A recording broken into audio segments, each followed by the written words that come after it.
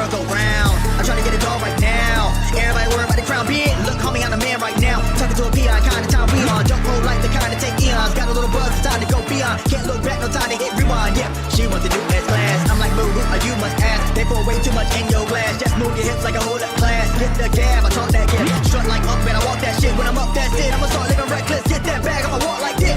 Yeah, I'ma walk like this. Hit that lane, I'ma walk like this. Walk in the spot, but they all get lit. Told them on flow, let me talk my shit. Every song bang when they drop in hit. Said on the man, post stop, no miss. Over your head, next time don't slip. Play your part, better read that script. Yeah, I'ma walk like this. Welcome Raptors, this is Paul Mills, also known as Binarai. Here for another Raptoreum update stream on the 14th of April 2024. Share the stream.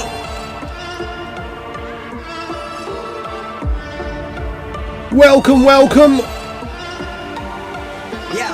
Let's go. I'm steady focused on money now. I'm trying to count to 100 down. That's daily. Grady pay me. M's and M's, no slim shady. Make account going so crazy. Still live it up when I'm over 80. Flying, I'm hotter than Hades. Middle fingers up to the ones when I hate me. Come with my fire, then I'm up like a drought. Everybody lying for a little bit of clout. Stay making moves like I'm trying to sell a house. That's how it be when you're raised in the South. Mama always said that this money be the death of me. Money can't buy you happy, but I never seen a sad man ride in a jet ski. Time will tell, moving breakneck speed. First it was hate, now they got my steeds. Took small sips, now they drinks on me. Commas in the bank, that's all I need. Business first and chill after. Set to cruise, but not the actor. Work hard, let the money stack up while y'all broke like a stress fraction. My God.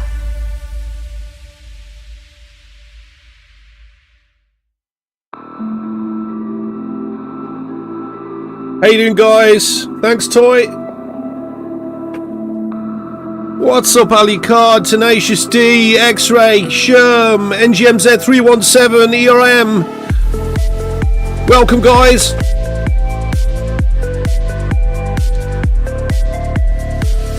If you could make a comment on the YouTube, that'd be great. I just want to check that it's working.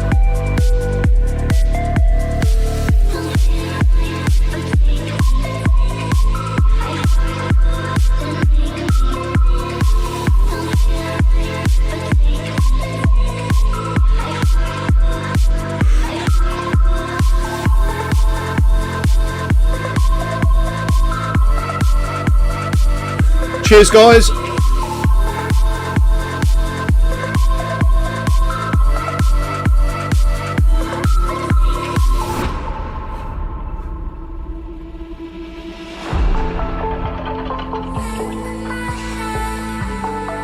Hey, Footwiser, brill. What's up, Todd?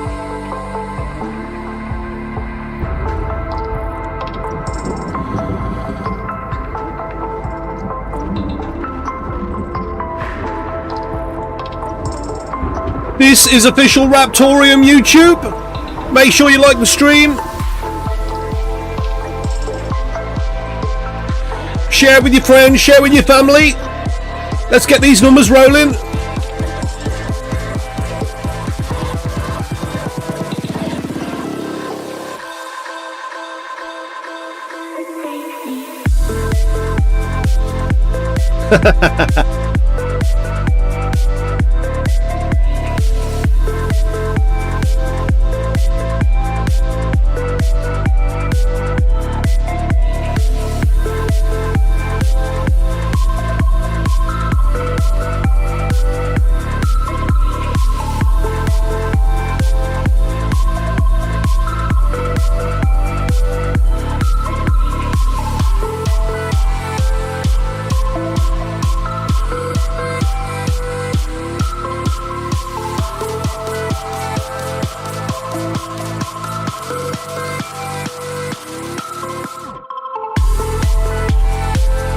Just about another 10 minutes now and we'll get started with the RTM update.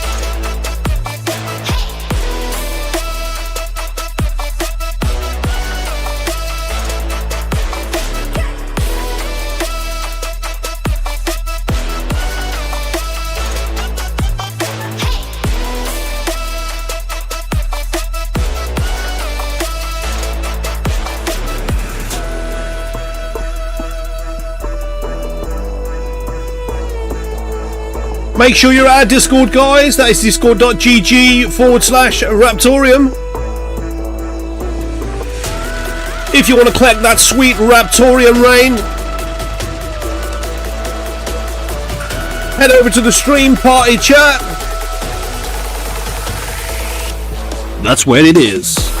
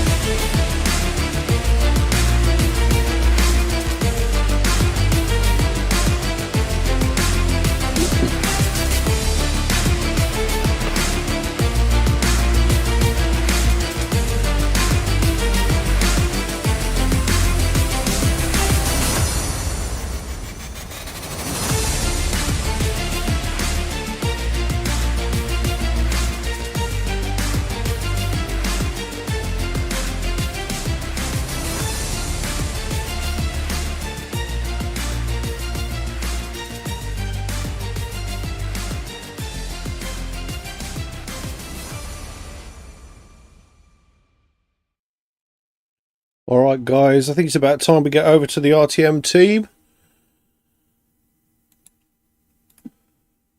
How you doing, guys? Can you hear me? We hear you.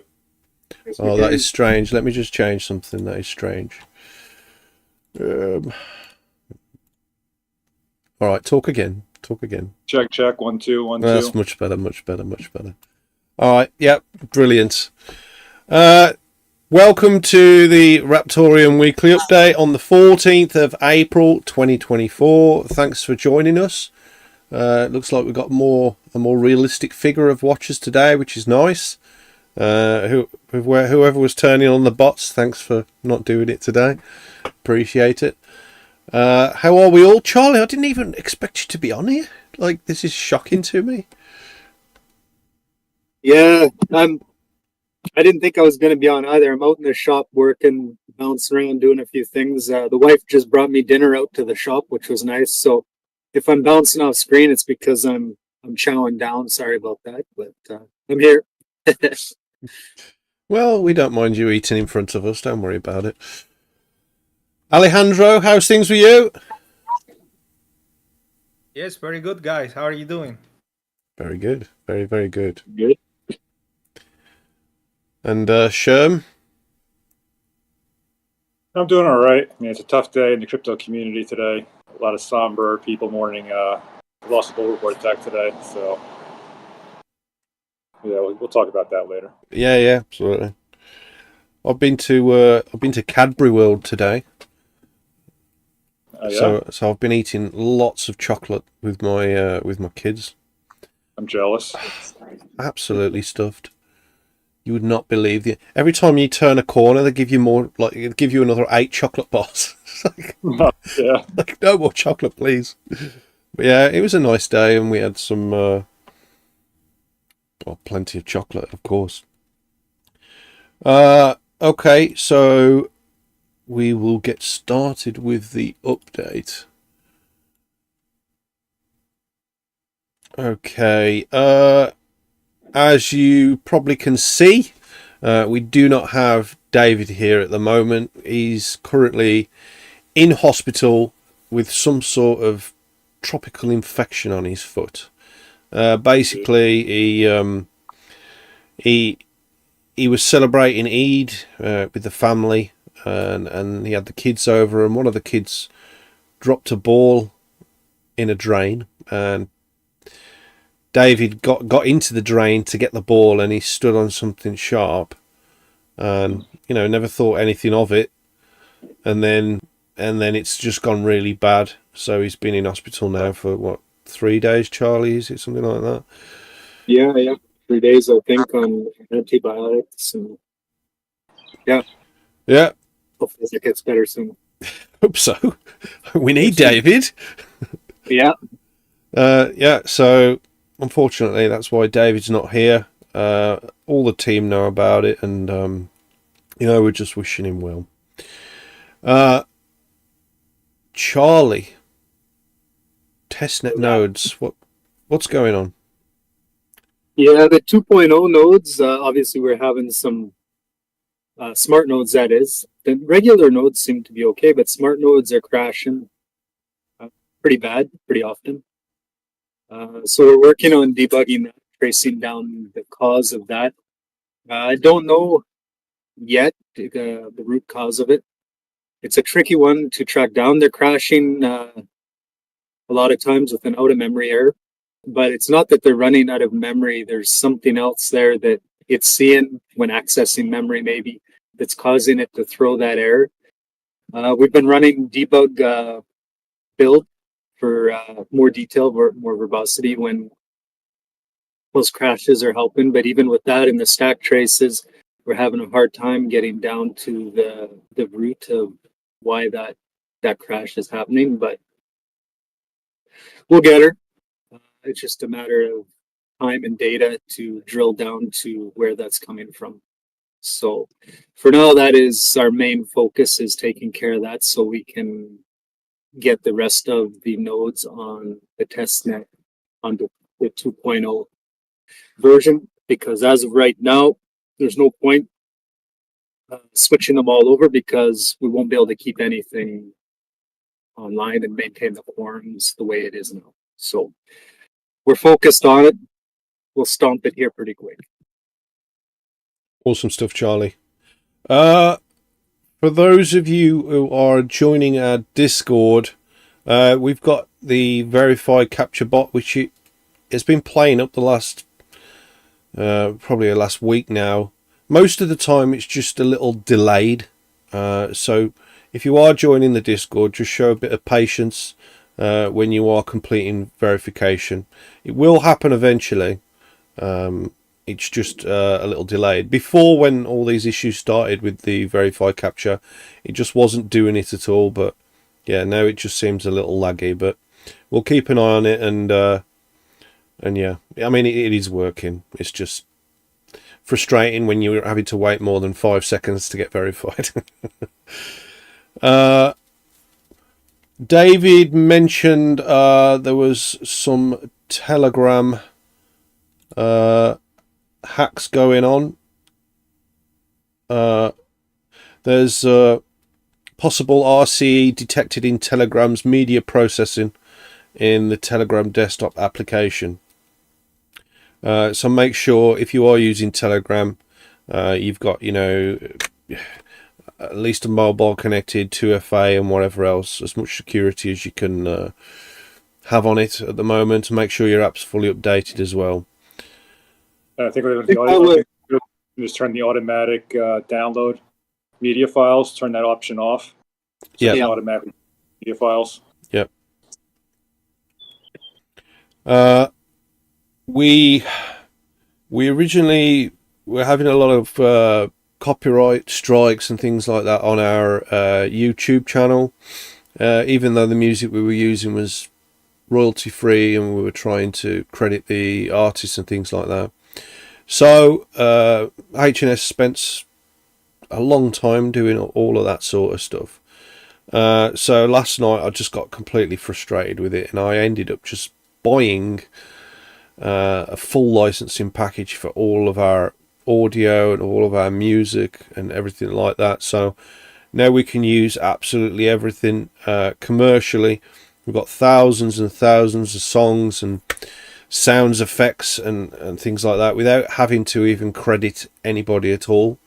I think this will help with growing our watch hours, because some of those are being restricted, and also helps with our social media marketing, because we've got some new things that we can, new audio that we can use in areas like that, and it'll make our work, especially H&S's work as well, a lot more easier, and so we can focus on other things. So yeah, it's, you know, it needed to be done eventually, but now we can really do some cool things with the audio without having to worry about anything, you know.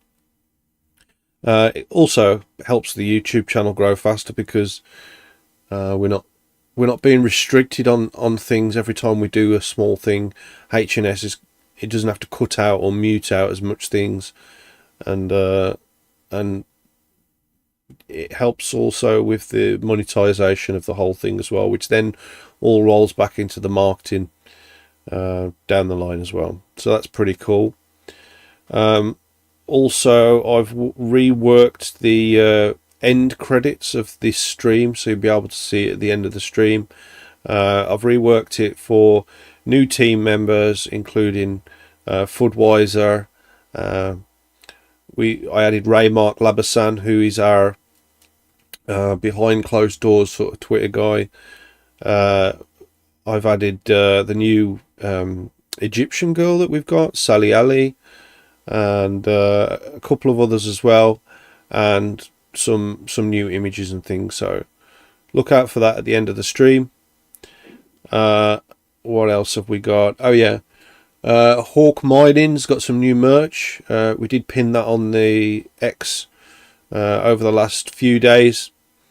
There's 3 different garments. Is that the right word?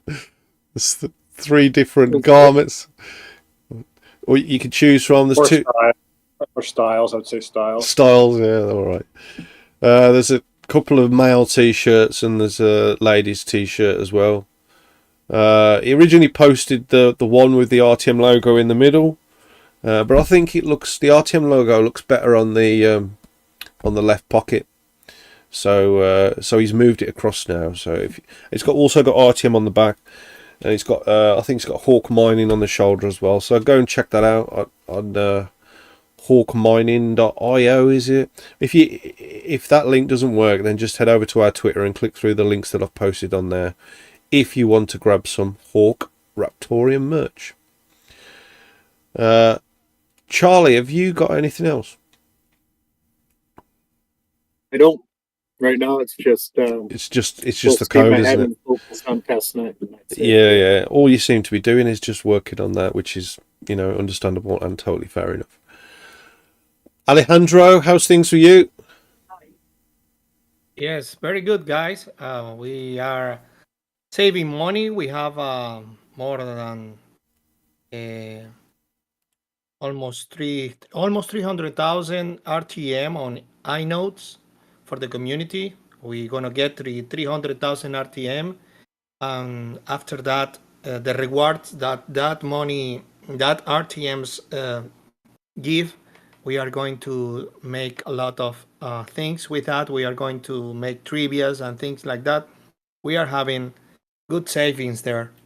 We are working still with the videos of algorithm Ghostwriter. My mind is very crazy. Sorry. We are expecting good things for these next 2 weeks, 3 weeks. We are working on a few things. I hope we get them done too for the community with trivia and things like that. Okay, and Scherm. Sorry, I'm just reading something at the same time. Scherm, how's things with you in the Discord community? All right, well, I guess we'll start with the good news first. Obviously, a warm welcome to our new member, Sally, or Queen Sally in the Discord, helping out the marketing. And it's great to see all support from everybody with testnet, helping out, working those bugs out. Keep it up. Everybody loves your Riggs Boson game in the Discord. Oh, yeah, I didn't mention that, did I? Yeah, you forgot about that, right? Yeah, that's so Everybody's popular. working hard with that Riggs Boson. Hey, goalie, if you're watching, do some of that. Do that inside your bot. That'd be cool. If you did that, I'd just remove it. It seems to be working well. If we had it in the RCC, that'd be awesome. I have to do that too. Yeah. Yeah. Yeah, and I guess with the bad news this week, obviously the markets were tough for everybody, BTC and crypto. A lot of people had a hard time with the big dump that we had. What do you think's caused it, Sherm? Tax season, I think, is part of it. And I think people sell the news, create the panic, creates even more stuff. You got the liquidations on top of that. And then obviously you had some conflicts the other day, which I added to it as well. Yeah. But so that was tough. And then obviously the big announcement around the community today was the the tragic loss of news of the murder of Overboard Tech. Everybody in the community is mourning his loss today. And I think said it best. His post to the community. I'll actually read his post in case you missed it. But basically, he says, it's with great loss of words, weighted emotions, and waste that we report that our friend Eric Overboard Tech Burger was murdered on the 12th of April. His parents found him in the afternoon, lifeless in his garage in Chanhassen, Minnesota. The murderer had fled the scene and soon took his own life after leaving a suicide video post. Earlier that day, several of us were actually planning a trip with him to BTC Nashville, which I was actually going to as well. At 33 years old, Eric had everything: great intellect, talents, humor, and decades of potential growth. He donated these to us, our mining community. His passive-aggressive Minnesota nice humor and will occupy a hole in our inner beings, which will remain vacant and unfulfilled. His contributions to knowledge and tuning are unparalleled. His ear-to-ear grin has burned a smile into our conscience for us to never forget, to always cherish the laughs, especially when He read every message and shout out loud on live streams, entirely missing the context. Thank you, Eric, for enriching our lives. May God rest your soul and provide you with many kitties to pet. May he also console your family, friends, and loved ones as we remember how much you risked our lives. And obviously my thoughts and prayers and condolences to everybody's lives that he touched in our morning today.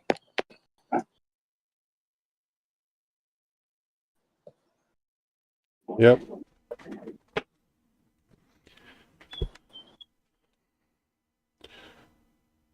Okay, one thing that I didn't mention is we are bringing a person in to work with us on ways to integrate AI into the project, primarily from a business standpoint, but we are looking at branching out into a public standpoint as well. So we've had a call yesterday, and it seems to be going really well. So I'm not going to go into it any more than that right now, but it's really exciting stuff. It's really cool, and it's something that there's no other blockchain project doing it at the moment, so it's something to look forward to. I'll just put it like that. I don't think H&S wants me to say any more about it. Okay, so while we're here, we're going to go, I think we'll answer some questions from the community. We've got 14 minutes left until we've got the Smith stream. So yeah, let's have a look at the YouTube. We got RBA. How you doing, RBA? RBA hasn't asked when Binance. That's unusual.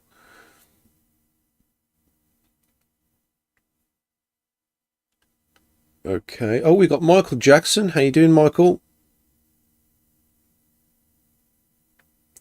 How you doing, man? Let's check the. If you got any questions, guys, fire them into the chat. We'll try and answer them the best we can.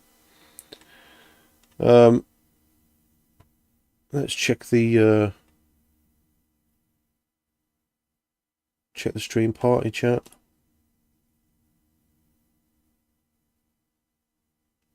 Okay, I'm sure I had some questions in DM as well.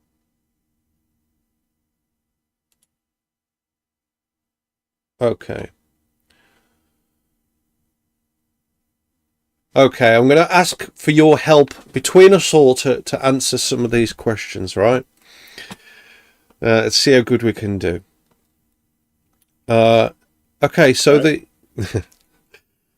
the first question that we've got is, how can we simplify our message to resonate with beginners? And I'll go with Alejandro first. I'll put you on the spot, Alejandro.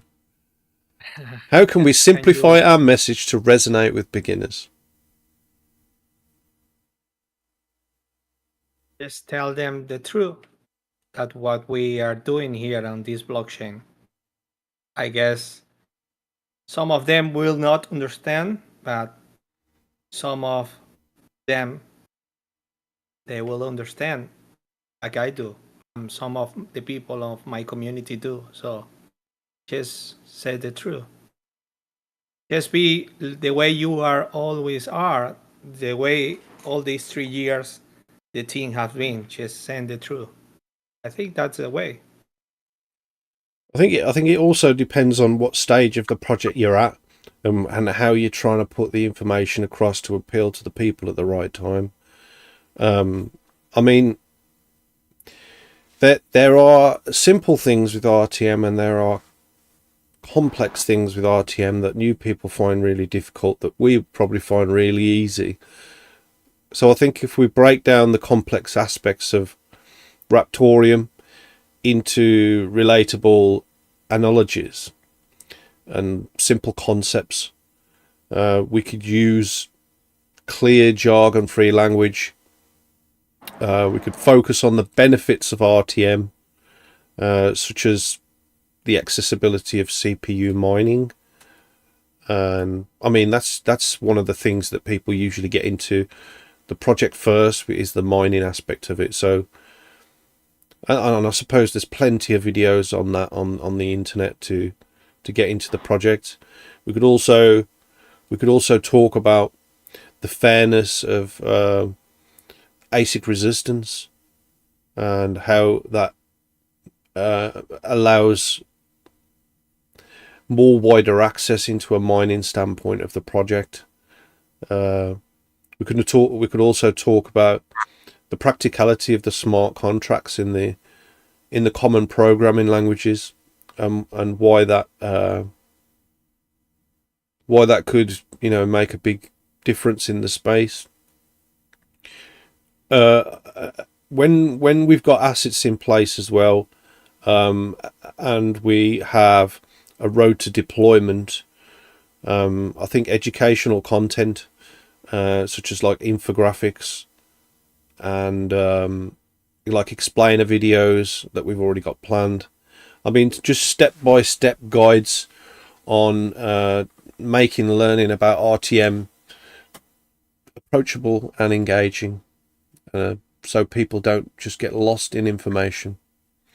What do you think, Scherm? Basically, I agree with everything you said. Obviously, creating some different guides and things that just highlight the major points, or kind of like the deck that you created, maybe making available for people to have a broad overview of the projects and what the highlights of the project. I think the key mainly is getting people into Discord. That's where all the help is. That's where the community is, and everybody will be there to help you start mining. Start there, and then hang on the Discord. You'll learn pretty much everything you need to know there. And any questions, people are happy to answer those questions for you along the way, or point you in the right direction for the resources that and the answers that you're looking for. Awesome stuff. Charlie? Yeah, sorry about that. I don't know. I'm not very good at simplifying things. Do you know, you always say this, but then when you actually try, you're really good at it. It's like when you've got a gun in your hand, everything's possible. So why don't you just go and grab your gun and tell us? They're locked up. I don't know where. They're locked up. Simplify the message basically for me means simplify, entry. I mean, on how you actually use it. Yeah, I mean, you've talked about like contract templates and deployment from a core wallet side, or from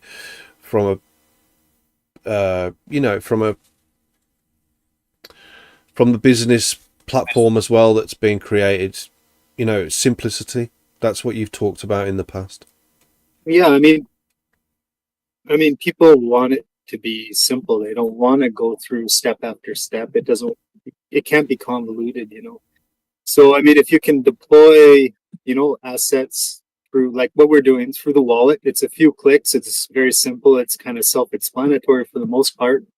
On top of that, with adding the easy way to attach with IPFS directly in the wallet, again, so people don't have to go through the hassle of setting up IPFS on their computer and maintaining that, etc. It's just through the wallet.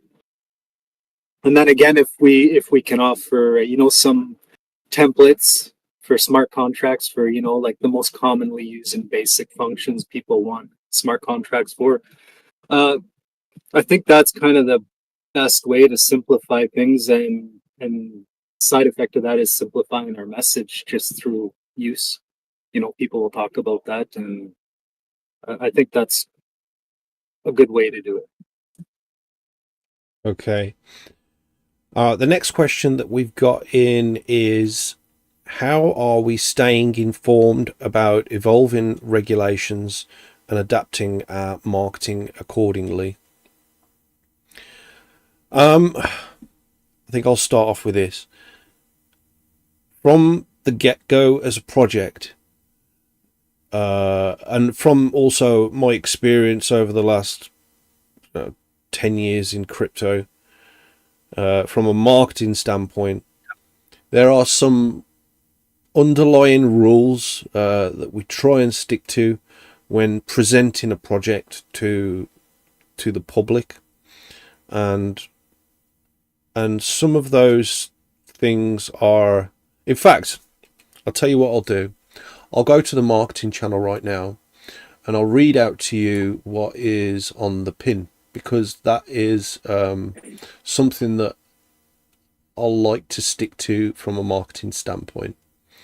And there's a few things on here as well that that I've put on here just to that are not included in this question, but I like to tell the teams as well. So I'll start off with those. So I like to tell people that you should build like you've made it already. You should be active, not reactive. Don't be emotional about crypto prices. Make the impact you know it can be. Be what you want to earn what you want to be. And then there's things that we avoid in terms of a marketing standpoint as well, and that is which can land you in hot water if used. And I've seen this happen time and time again.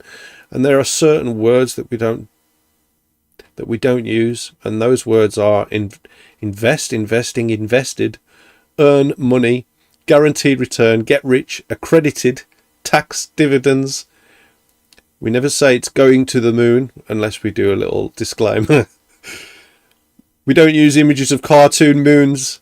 We don't say ape into this. We don't use images of monkeys, Lambos, images of fast cars, banking, images of fiat money. We never use that. Just anything that's connected to the dollar. That's right, FE. No Lambos. Or anything that offends or slanders or puts another project or person down, unless they deserve it, based on facts and evidence, then we don't mind doing it. We don't use cartoon rockets. They're really tacky. What else? Anything that compares values on a social media standpoint to the US dollar. We're allowed to retweet values of the US dollar, but we don't actually project from the main accounts. We don't show returns on investments or dollar values in anything we do, except for market caps and anything like that, unless it's just literally aggregator pulled data, which is perfectly fine. But like I said, if a third party does that, then we are allowed to send their information out. And by doing these sorts of things, we're constantly we cover ourselves, because we're not leading people to buy.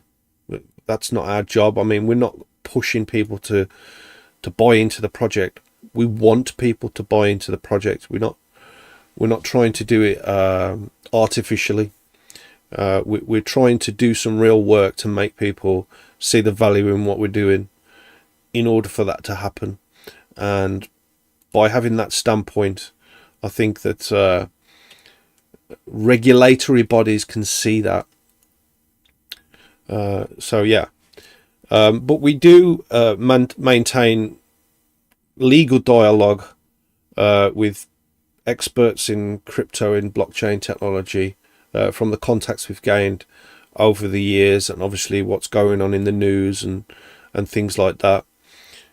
We are in a couple of blockchain advocacy groups as well, so we are kind of ahead on regulatory changes and issues. And as you know, we already have been registered as a non-security from a US standpoint previously, which was extremely expensive. Budweiser saying he's going to drop the meme gifts that break the rules now. I mean, just be careful, bro. Be careful. Vulcan's posting dollars. I mean, I don't mind your emojis. You can do what you want with those, bro. And also, you're not part of the team, so you can do what you want. But yeah, we also regularly update the community with scams and what to look out for, and current regulatory issues with exchanges and things like that, to make sure that people are on the right side of the fence. And also, from a project standpoint as well, we are, everything is visible on chain. Apart from our optional mixing in the wallet, we're totally not a privacy coin. We are an open public ledger that everyone can see, and that's the way we've built the project. Scherm, you got anything to say on that? I think you said it well. I mean, straight from the start, we know he's done everything, to be in compliance with all the rules and regulations, and obviously you're keeping up on that, and if to adjust things, you will, but pretty much the rules and strategies and stuff that you have in place, keep us in line and out of trouble. We've done all right so far, haven't we? Yeah, they haven't called knocking yet, right? Yeah. You never know, though. You never know. They might find something. Alejandro, what you got to say on that? And do you know something, Alejandro? You're on mute, by the way. I'm sorry, guys. Just before you start. As you know, I've been on your case in the past about things. About the, you know what I mean? And and we've had discussions about regulations and the way we output the marketing, and I think we've got some common ground on that now, right? Oh yes, I agree with you. All the way that the team have built for the project have been fantastic all these 3 years. I agree with you. Sure. Okay. I think also. I'm sorry, I would like to explain myself better, but it's difficult for me in English. I like to say many things, but it's difficult to find the right words to express myself. If it was in Spanish, I'm sure I can talk a lot about many things. You leave it speechless, Binarai. It's okay. Yes. Oh, okay, no problem. I mean, I was trying to see what had gone wrong on your previous accounts, because you've lost two Twitter. You've lost two Twitters. Like, what's been going on there, Alejandro? I don't know. I don't really know. I lost my personal account, and we lost Raptoreum account on Twitter that was like 1,000 persons there, 1,000 followers there. I hate Twitter now. Sorry, guys. I can't handle that anymore. I'm doing some stuff for Twitter, but the way Elon Musk do the things with the same people working on Twitter, stupid things happens. I don't know why they never send me a message that say, "Hey, you are doing something wrong." It was never nothing wrong. I don't know. YouTube is fine, Facebook is fine, Instagram is fine, so I don't lose that account, and we have a lot of people there, so I don't know why Twitter gets so crazy. I don't know really. Yeah, you're a naughty boy, I think that's all it is. Naughty boy. Well, I hope we can get some more people there. Personally, I don't like it anymore, so. But yes, I hope we can get some. Do you know what? We seem to have more issues with Twitter after Elon took over. We never had issues before he took over. It was all right. And people say, "Oh, he took out the regulation in it and made it more of a free platform," but that doesn't seem to be the case. Really doesn't. It really doesn't seem to be. No. On my personal account of Cadena, I got like 400 persons there, 300 persons. It's gone. They didn't explain why. I don't know why. I just put a Coca-Cola photo and say, "Hey, listen, people, this is killing me and it's killing people here in Brazil." That's it. Is that what you said? Yes. Well, there you go. You got Coca-Cola on your back. Oh, this is killing everyone. Jeez. Well, That's well, a I spot. got I You got didn't- diabetes. You didn't tell me that. You didn't tell me about the Coca-Cola thing. Maybe it was for that. I don't know. It was Well, yeah, aceito. sounds to me like it was definitely that. Yeah, Maybe. yeah. I don't know.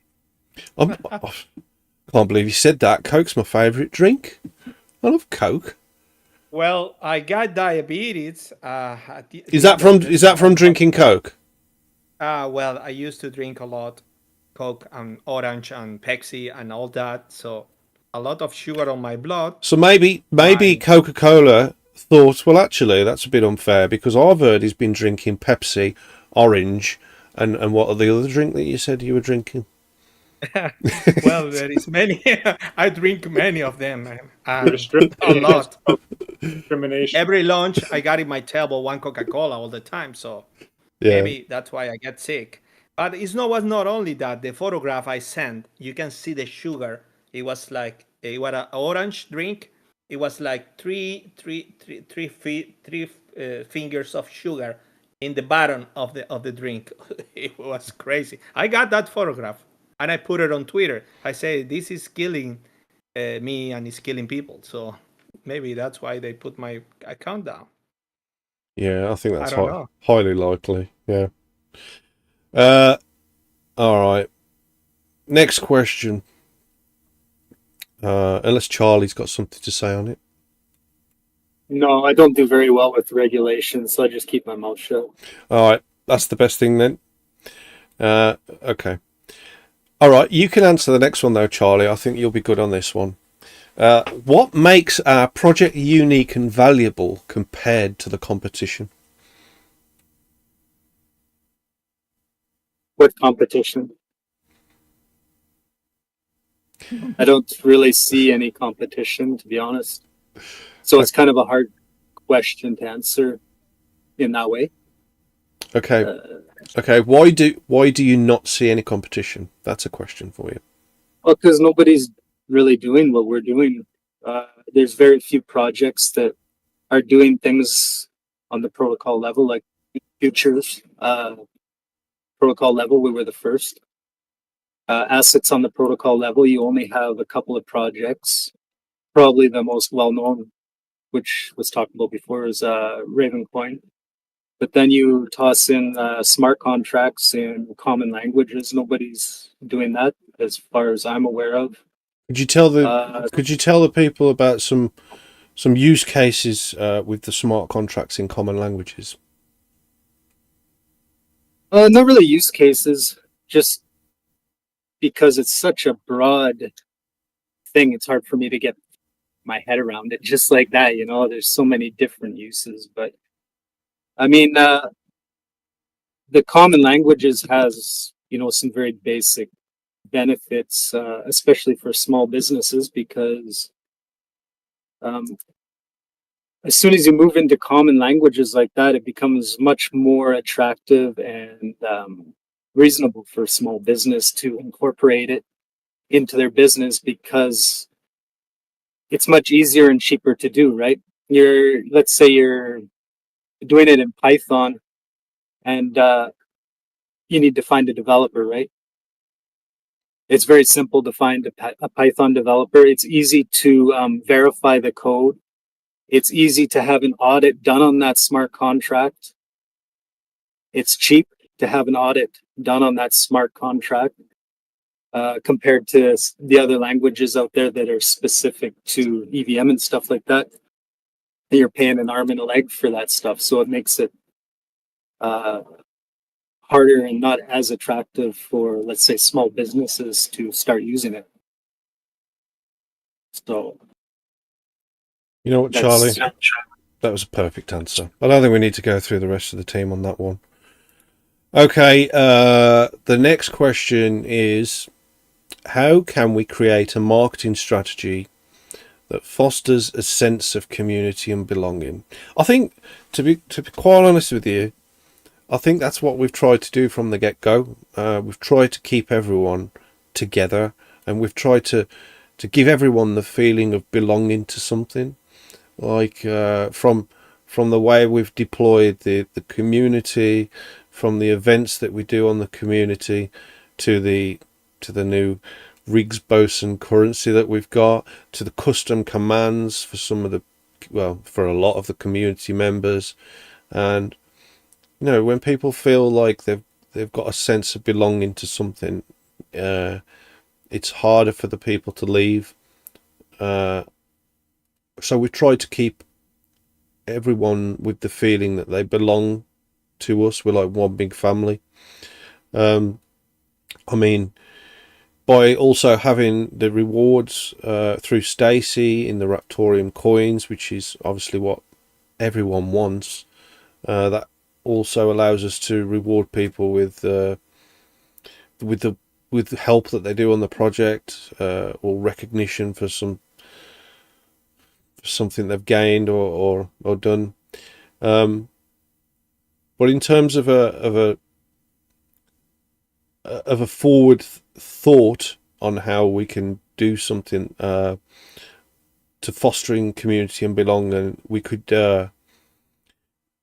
establish a mentorship program where some of our experienced community members can guide the beginners, which they already do at the moment in the Discord with, people have got time for people. They're not really, they don't give a bad attitude to someone that doesn't understand. They're happy to teach the people from zero to hero in RTM. So that's great. So actually having some mentorship program that rewards that help to the community members can also bring people together as well, to a community-centric marketing standpoint. We can also organise virtual and in-person meetups. I mean, I suppose what we're doing right here is an in-person meetup. People can interact with us and ask us whatever they want. But having a Raptor event, RaptorCon, that Scherm attended the first one with Salute Thyself. That'd be cool. Charlie's saying we could all go to his. He's got a nice bit of land over there. We could all attend RaptorCon at. Yeah. So that'd be really nice. How much is a ticket, Charlie, for the users watching? A ticket for what? RaptorCon. I don't know. I'm not going to charge for that. Just come on down, bring some beer, have fun. All right. Okay. Well, there you go. Flying inside Canada is pretty expensive. It's a free entry. Yeah, we can also organise workshops as well, especially when we're at a project standpoint where we've got assets deployed and we really want to show people how to create, how to transact, and especially with all the different wallets that we plan on releasing as well, and our partners as well, that the use cases in their wallets that they plan on releasing as well. I mean, it's all part of a wider ecosystem, so having workshops to showcase how this can be used in an easy way, like we've talked about previously as well, is something that will be beneficial. We did also recently merge up with an email platform, but to get messages out in that context as well. But we haven't actually fired anything out yet because of regulatory issues, and we needed to make sure that we were doing the right thing. And also it all comes down to where that data is stored as well. So once we've ironed that out, that is another thing that we're looking to be doing. I know that Flux is doing it. They seem to be successful with it, and a few other projects as well. But we want to make sure that we're on the right side of the fence in terms of a regulatory standpoint. Alejandro, one thing I am really missing that everyone did used to like was your newsletters on the blog. They were brilliant. Yes. It'd be nice to get Yes. those going as well. Even the weeklies, los semanarios, the weeklies was very good because the people learn about Raptoreum. Hey, listen, maybe you don't see it, but we are really working on few things that we hope we can have them ready. We fail.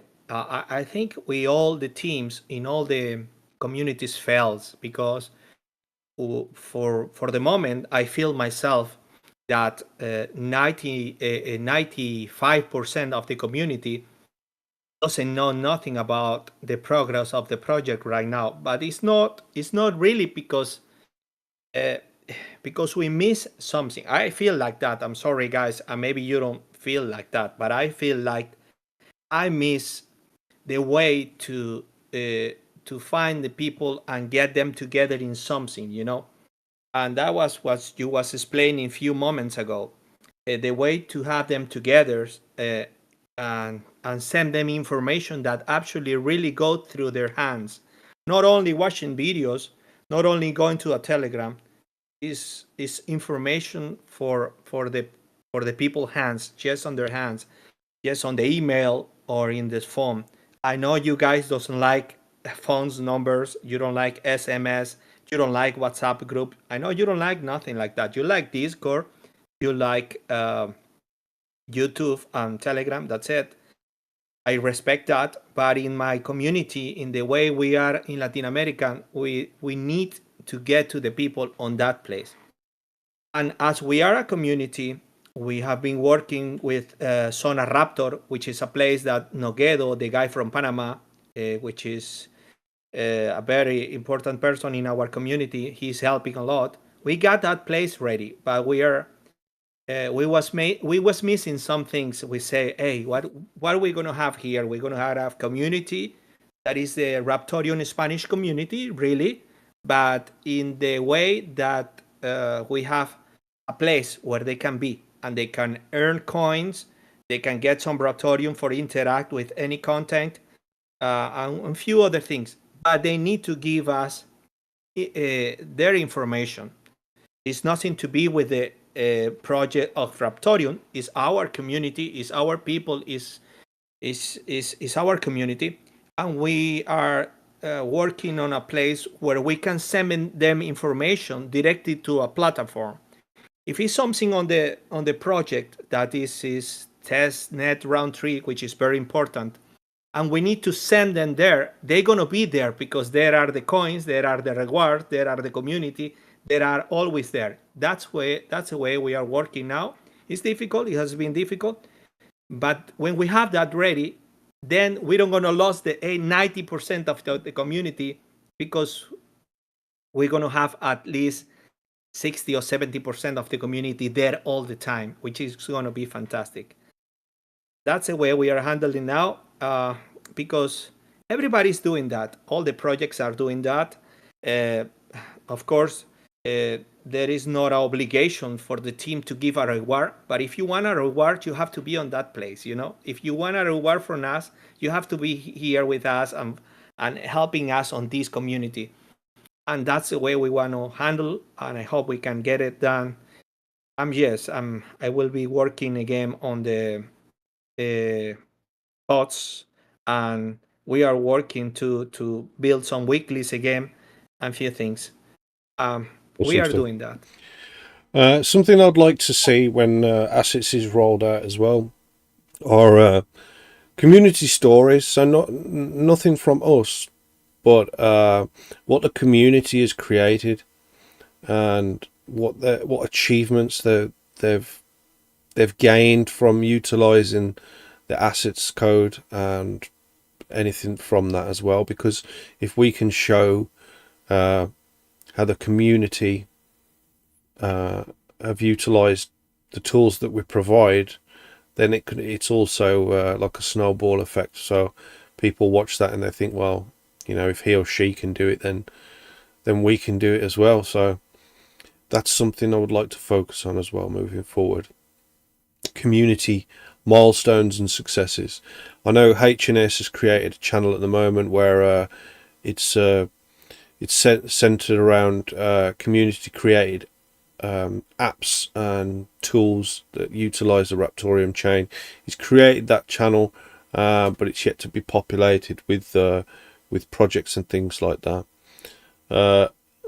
So yeah, I hope that answers your questions, whoever asked those questions. And I think we're about done. I'm sure CryptoSmith is getting rather salty because we have dragged on a little bit. Let me just have a quick look.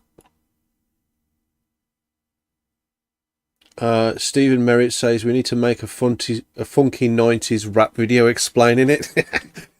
I mean, yeah, that would be great. I'm up for that.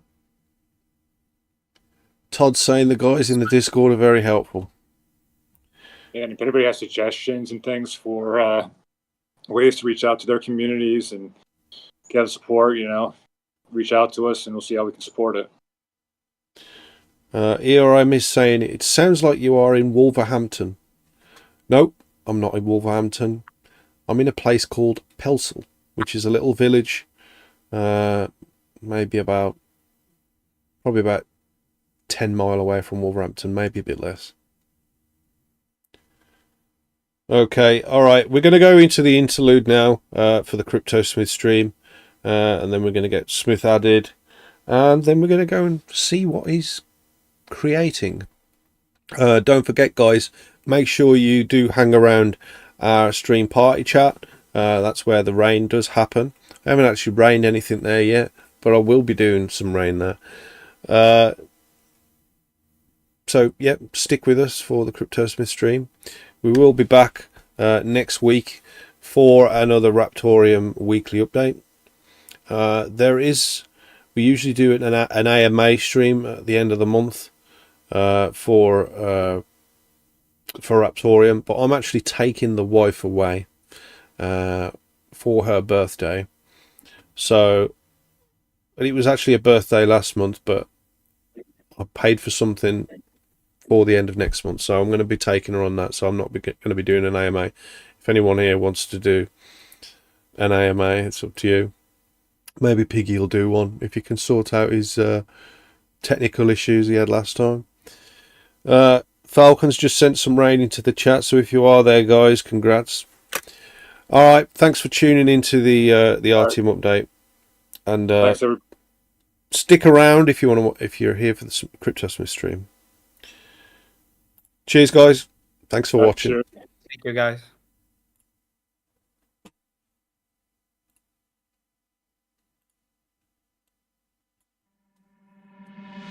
Break me down and make me weak again.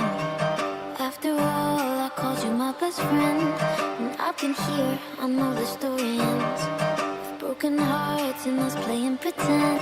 Break me down, down. Break me down.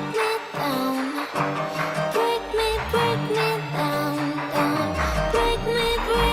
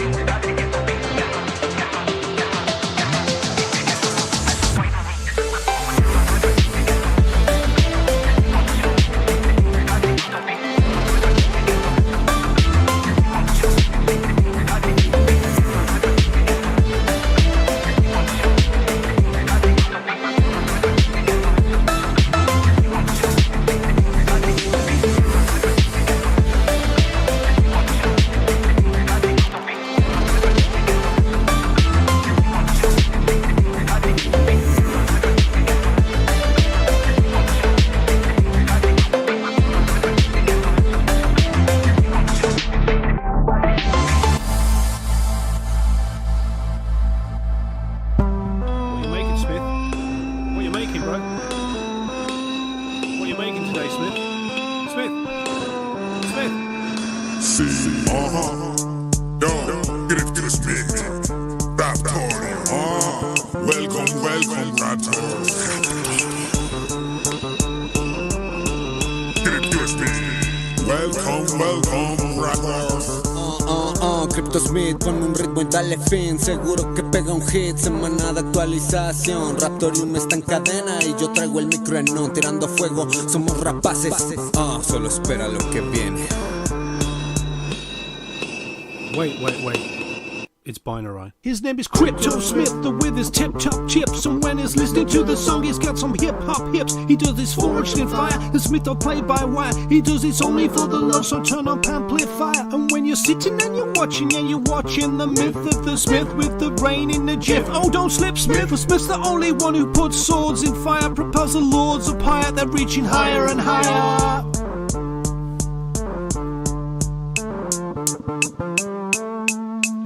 Smith, what you making, man? What you making, Smith? Smith!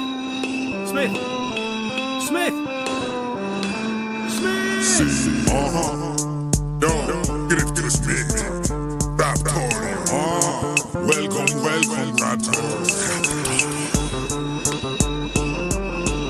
Get a Smith. Welcome, Raptoreum.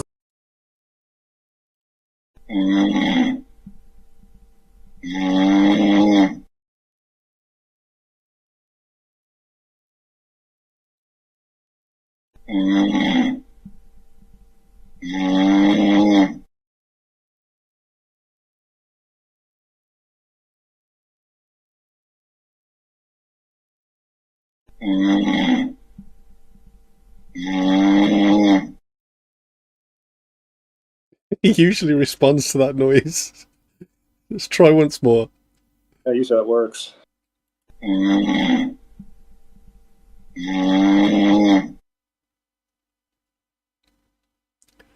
No response yet. Maybe we need to sing him. Oh.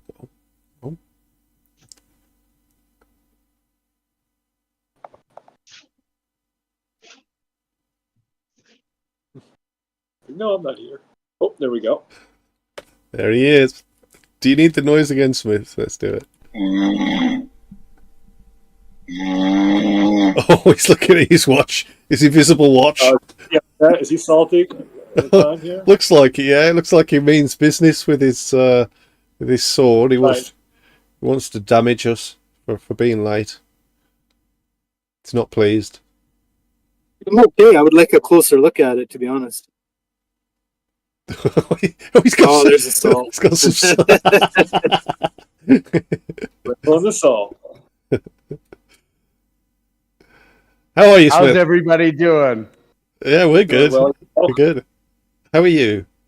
Besides the salt great. and the weapon. Besides the salt, the salty weapon. We shall call it the Salt Slayer. Salt Slayer, that's a good name. For everybody who doesn't know, my name is Jesse Lambert, aka the CryptoSmith. Here we are at the Bitknives headquarters. What are we doing? Making cool stuff like the Salt Slayer. Gonna digitize it, turn it into a asset or NFT, and when assets are on mainnet. Is that what we're calling it, Smith? The Salt Slayer? I think it just named itself, yeah. Sounds good. What do you think about that, Charlie? Yeah, I love it. Give a bit of a close-up. Give a close-up for Charlie, because he's been missing. Yeah, I haven't got to see it. I need to watch back. Yeah, sweet. That is sweet. It is nice, isn't it, Charlie? Yeah, it is. Did a little bit of work on our tang. Right on. Yeah. Yeah. There's a thread on the end of that, isn't there? Yeah, there is. Yeah. So what are we doing today? Are we going to be working on the handle? Yeah, we're going to be working on the guard first and foremost. Okay. Yeah, Nice. one step at a time. And after the guard, we're going to try and do a guard and a handle. Maybe the pommel. Who knows? Well, you're allowed three lots of 10 minutes without us saying anything. So what do we call this? This is not a knife. This is a short sword, no? This is a short sword. Yep. Yeah. What's what? Most What is sword, it? most swords were about this size. Good old, just a short sword. By the time we're done, it'll be a 1.5 hander.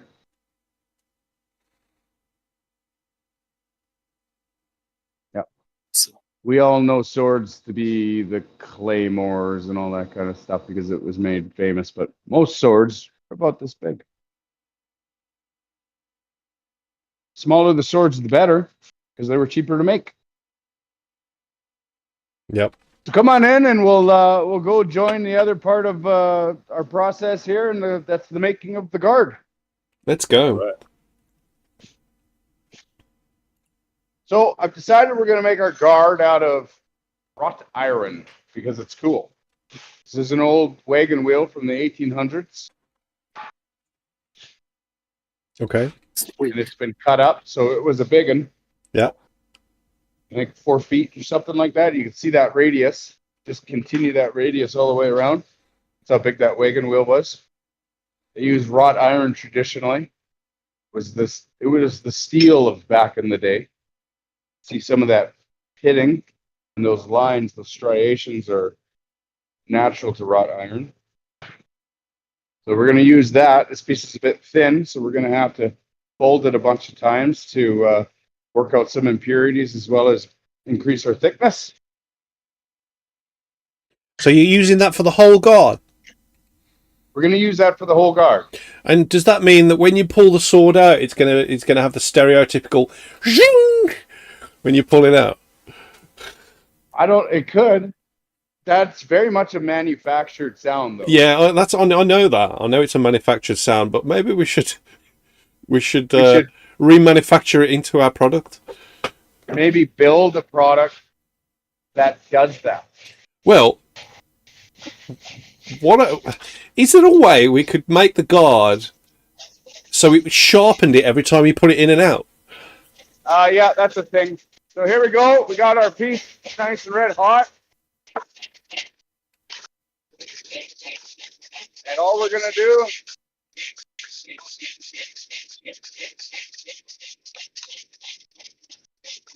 clean up our faces.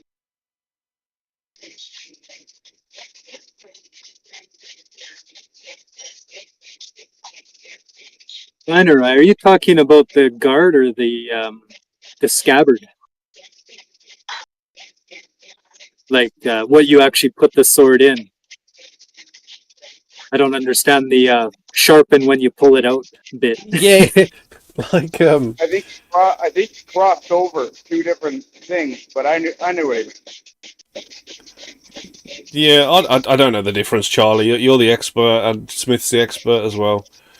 So here we go. We're just going to clean up our face with some pluck, and we're going to get the folding. And after we do get about 3 or 4 or 5 folds, we can then compress it, and we get a nice healthy chunk of wrought iron. You guys can see I've been doing a little bit of work ahead of time. Oh yeah, so this is going to be our orange popsicle. Oh yeah. For those of you who can't tell, this is radiating a ton of heat. I'm pretty sure I got technically burns on my face now. So what we're going to do is we're actually going to go ahead and hot cut our wrought iron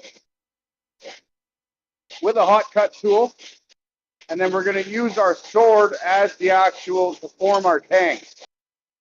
Okay. So, yeah, I just modified a chisel. Rounded edges. Yep. Kind of give us a leg up on our work here. You guys can see I'm without my anvil. What?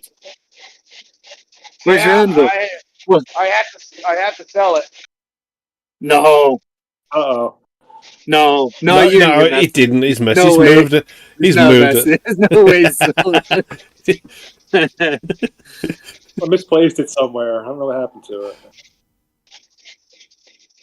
So we're just gonna come in here and we're gonna hot cut this.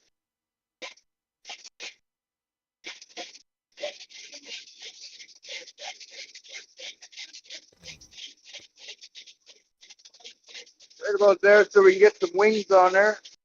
And we're just gonna give it a tap. You don't want to mess around right off the beginning. And then we're gonna spin it. We can see already that I'm way off center. So this is why.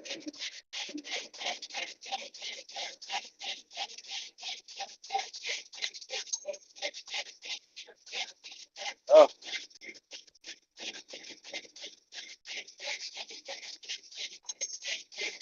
There we go. A little better.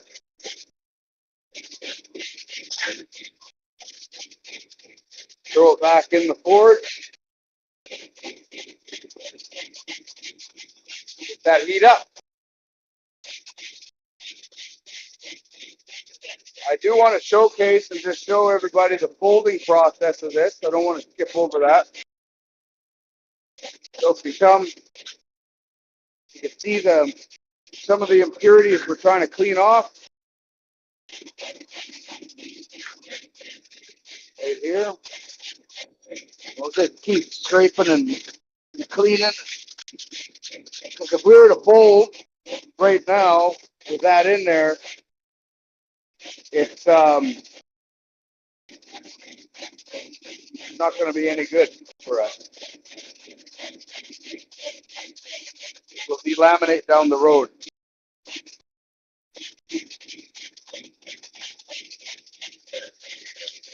This is without flux or anything. It's a nice, clean, or sorry, dirty piece of wrought iron.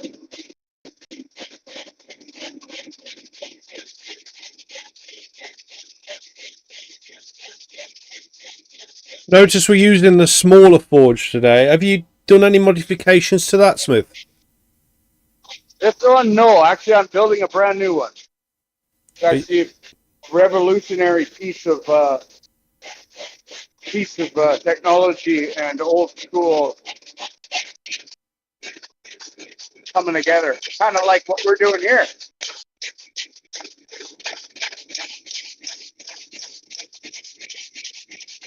You guys want to see it? We got a little bit time to wait. Yeah, we'd love to see it.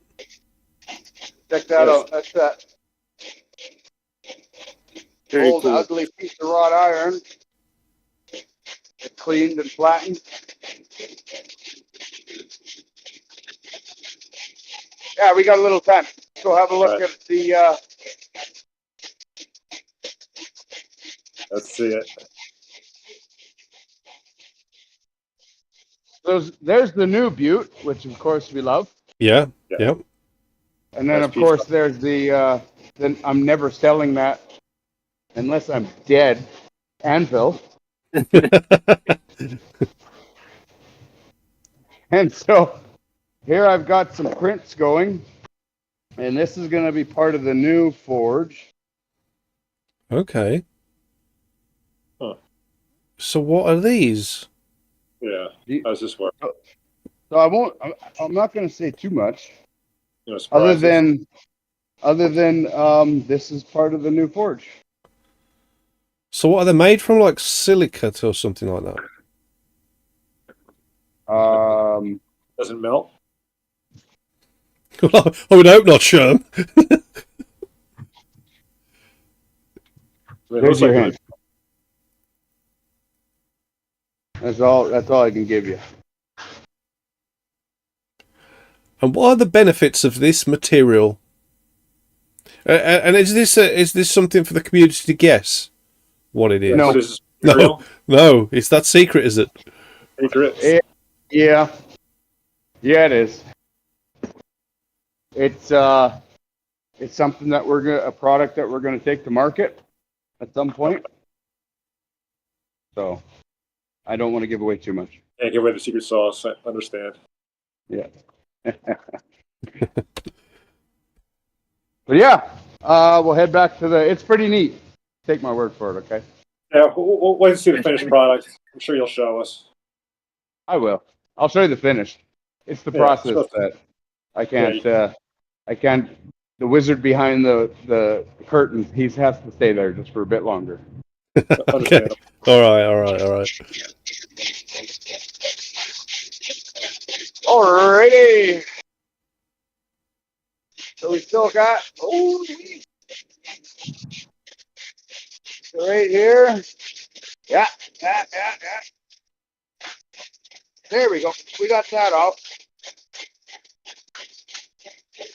So I'm gonna actually take some iron late flux. See here. See how the sparks are coming off, the sparkles? Yep. Yeah. That's iron powder that's laced in the flux. And that's going to act like a form of glue. And we're going to go ahead and hot cut.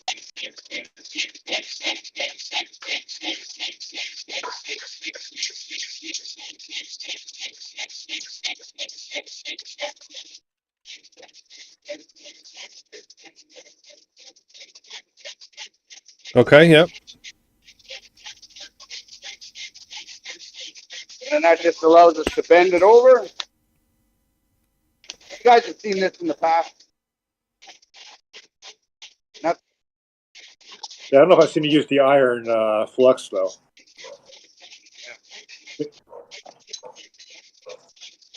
Nice thing about the iron flux is it makes up for any indiscrepancies between the two materials. So we'll come in here for a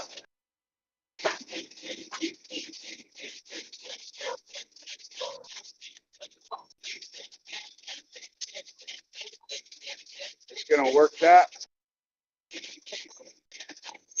That is incredibly hot.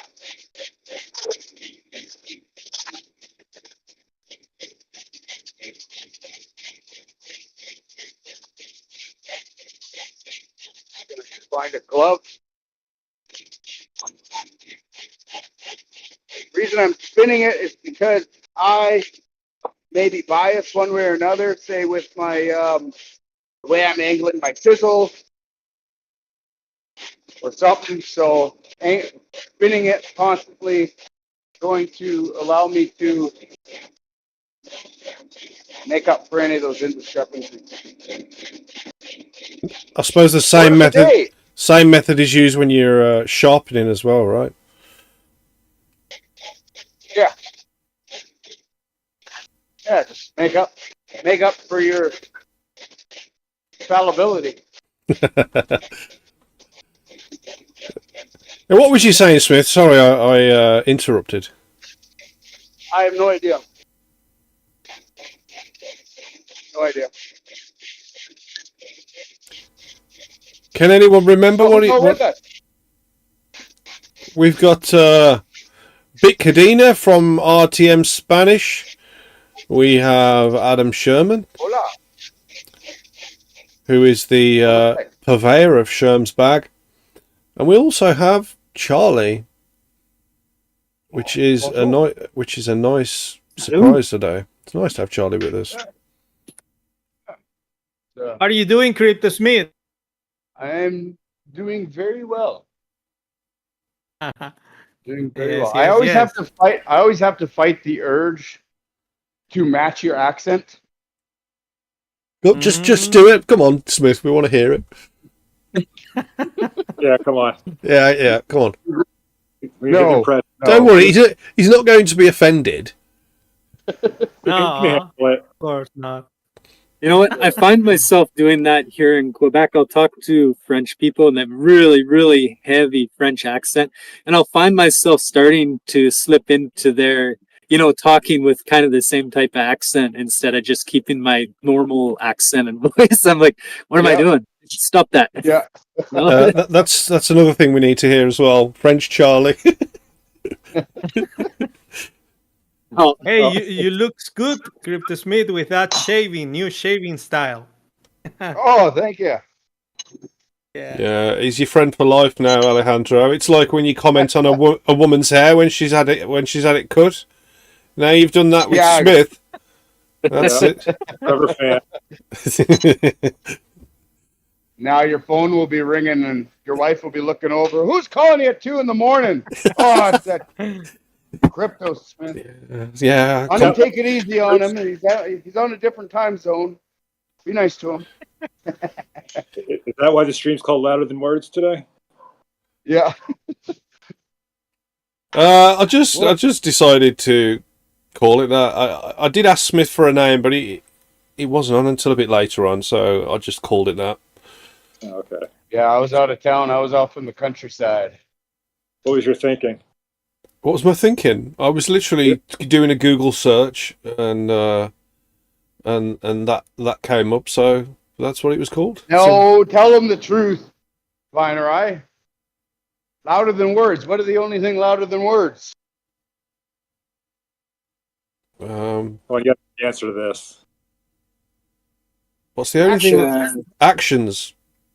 Actions are louder than words. Oh, actions speak louder than words. That's right. That's what it was. But I couldn't fit that on because it's too long, so I just narrowed it down to louder than words. Yeah. All right. And today, I was like, louder than words. I gotta find something in my bag regarding that title. It's tricky, but I found something good. So you've actually found something. That's related, yeah. Have you? All right, I'm interested to see what that is then. Kind of, it fits, sort of. Okay. At least with the louder part. So it's loud. I'm not giving any more hints. That's all you get. It's like a whistle, isn't it, or something like that? More hints.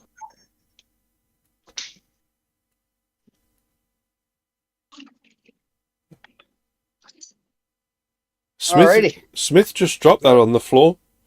Oh man, it was the second time actually. Pretty sure that's like drop board, right? Yeah, we've got all the way through. Brilliant. Nice. We could actually make a hammer. Well, not out of wrought iron, you can't. No. Okay.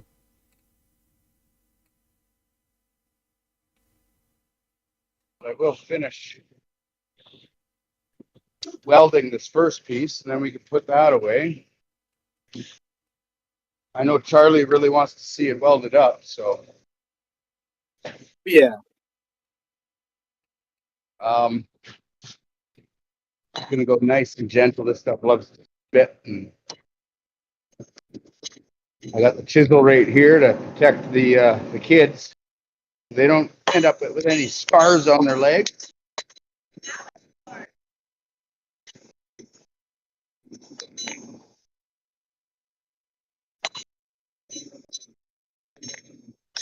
Now that's the first welding heat. That's just the tack.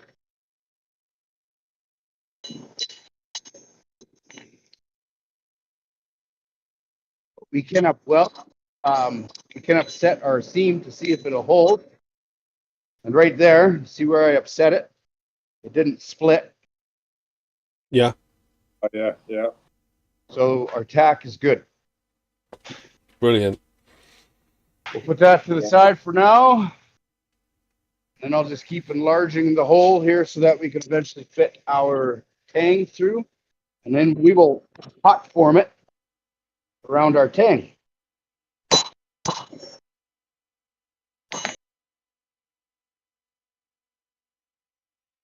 Yeah, when you were saying the guard, I got confused with the hand guard area and the but you knew what I meant, right? I knew what you meant.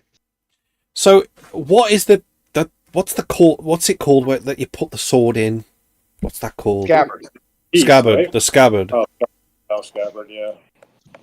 Yeah. So is it possible to you know you get those knife sharpeners and they have rollers? Can you actually have a scabbard with rollers on each side of the? I'm not saying do it. I'm not trying to give you more work or anything, Smith. Right. So this is something that was done on I don't want to call them ancient scabbards, but on old scabbards. Okay. And most of the time, it was just a piece of metal that was a little bit harder that was put there, and it could be actuated by the user or flipped out of the way. It wasn't common. It was kind of like those things you see in history where it's like, hey, we got a modern version of that.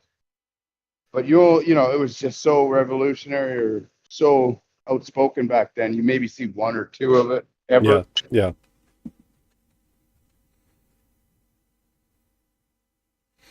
Yeah. You need a way to hold the sword and a way to pound it down, because what we're going to do, be right back. What we're going to do is we're going to put that hot guard over the sword, and we are going to hit it.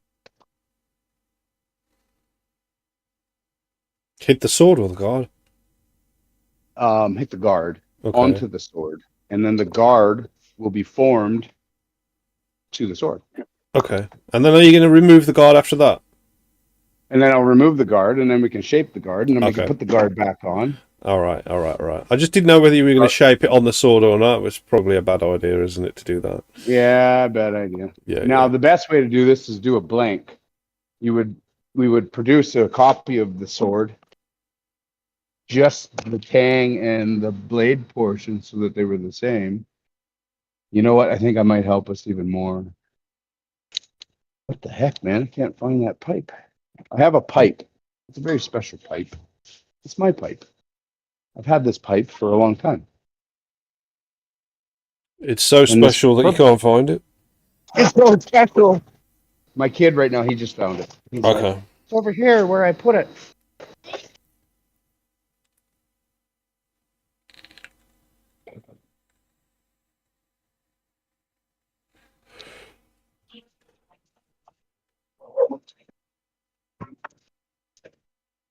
Okay, we're just digging it out over here, so don't lose interest. Subscribers come back. What are you talking about, Footwise? Is that the Wu-Tang? What do you mean? Is what the Wu-Tang? Oh, he's talking about... Oh, yeah, okay, all right. Yeah. Okay, so I found my pipe. This is my pipe. There are many like it, but this one is mine. Very nice. You can see how long I've used it. I've actually mushroomed that out, so I've been hitting it so long. This is to seat guard onto a tang. So I'll also get some soft jaws for the vise, the orange plastic soft jaws that I am trying to low key describe to my son what they are. Orange plastic. And then what we'll do is well, you'll see. Let's go ahead and do it. Can you go and get for me some paper towel? 2 or 3 pieces, soak them in water and bring them.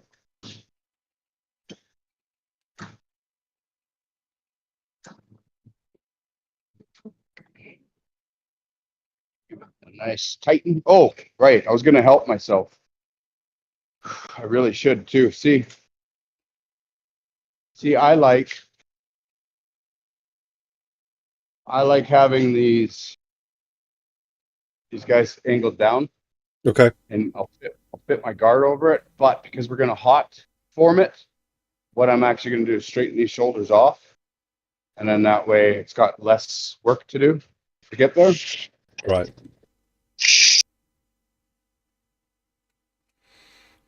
Yes, Foodwiser, I know what you're on about now. Wu-Tang Clan, yeah. Good joke, good joke.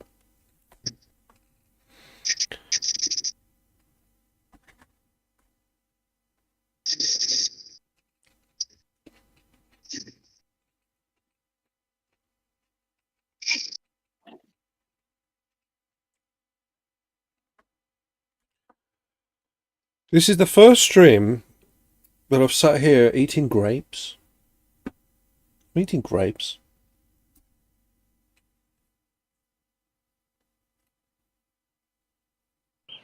How's that nitro coming in? Nitro. Absolutely Oh, good. fantastic. Brilliant. I mean, you can't fault it. There's nothing wrong with it. It's crystal clear. Looking absolutely fantastic. Nothing else to say on the matter. It really has made a difference, Smith. No matter what you think. There. Real quick. Yeah. And the fact that I haven't spent a ton of time making sure they're perfectly even, it's going to do two things. One, because we're hot for them, it doesn't matter. But two, I can't put the guard on wrong now. It only fits on one way. Yeah.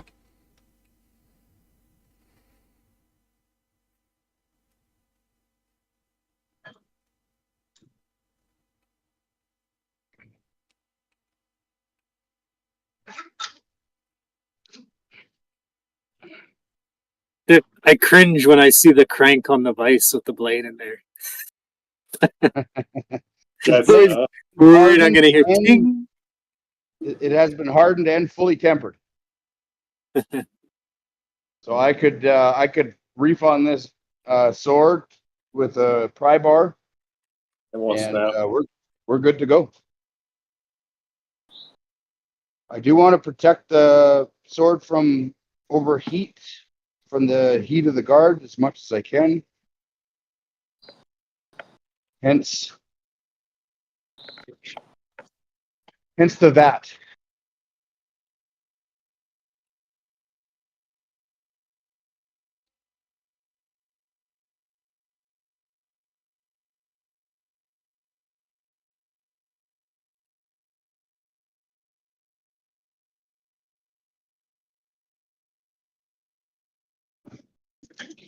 Okay, hammer, pipe, the heck else? Guard, clear path. Not quite. So let's get this out of the way. I did. Oh, you guys remember I finally fixed my grinder. I damaged it on screen or on stream. I just fixed it yesterday. What was wrong with it? Well, we dropped a big block of steel on it, cut the cord. Yeah. Okay, so the big question is here. Oh yeah, just the top of the tang is just poking out the top, so be good there, there. Okay, Junior here is gonna grab the piece, bring it over.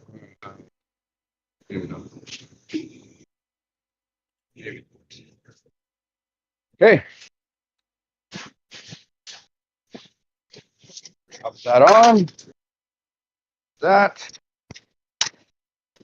Get up.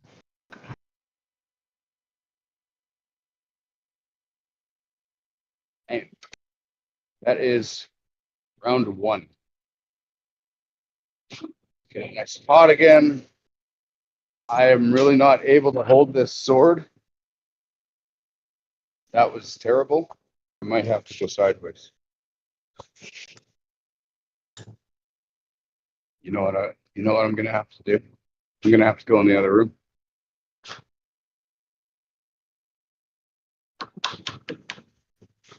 I need as much purchase on this sword as I absolutely can to prevent it from slipping. So let's go to the other room. What have you got in there to help us? Oh, a different vice. Because the way it's shaped there at the bevels, you probably don't have a lot of surface area to clamp onto. You're on that middle ridge, right? Correct, yeah. Soft truss.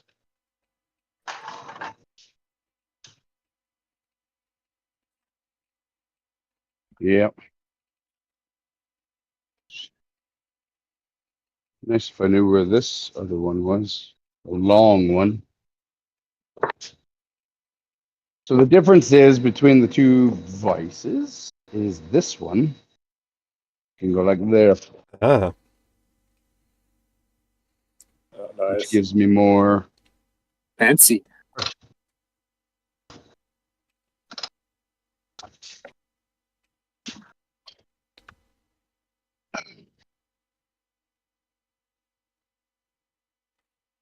lock the base down.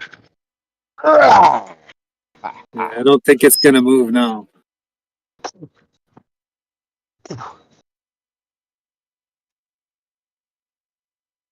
Alrighty. We're gonna run and go get.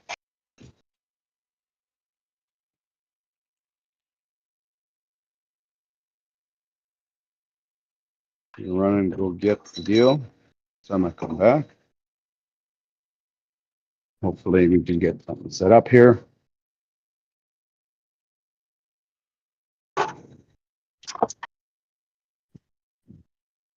Okay, I'll be right back with a hot piece of steel. All right.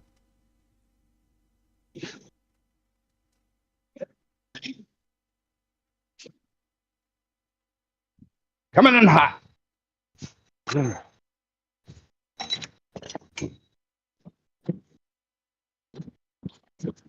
Hey, that imparts a ton of heat real fast. Hey.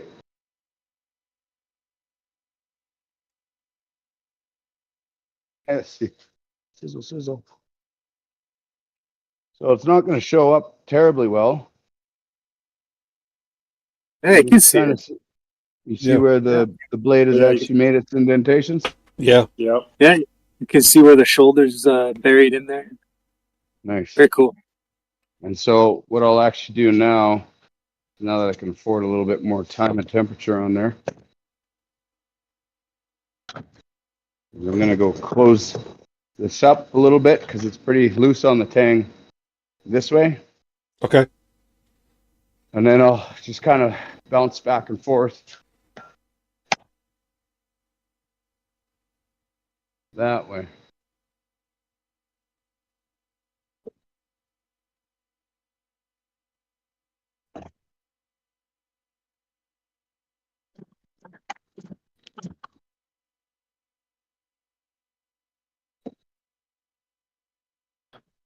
Back and fire she goes.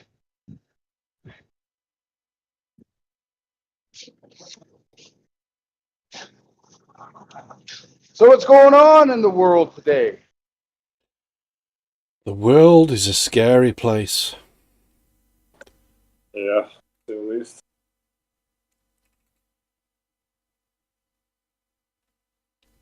What was Be that? right. I heard about a dump or something. What was that all about? Oh yeah, the BTC and the crypto markets had a big dump this week.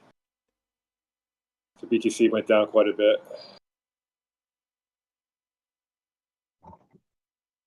It's fear and panic, eh?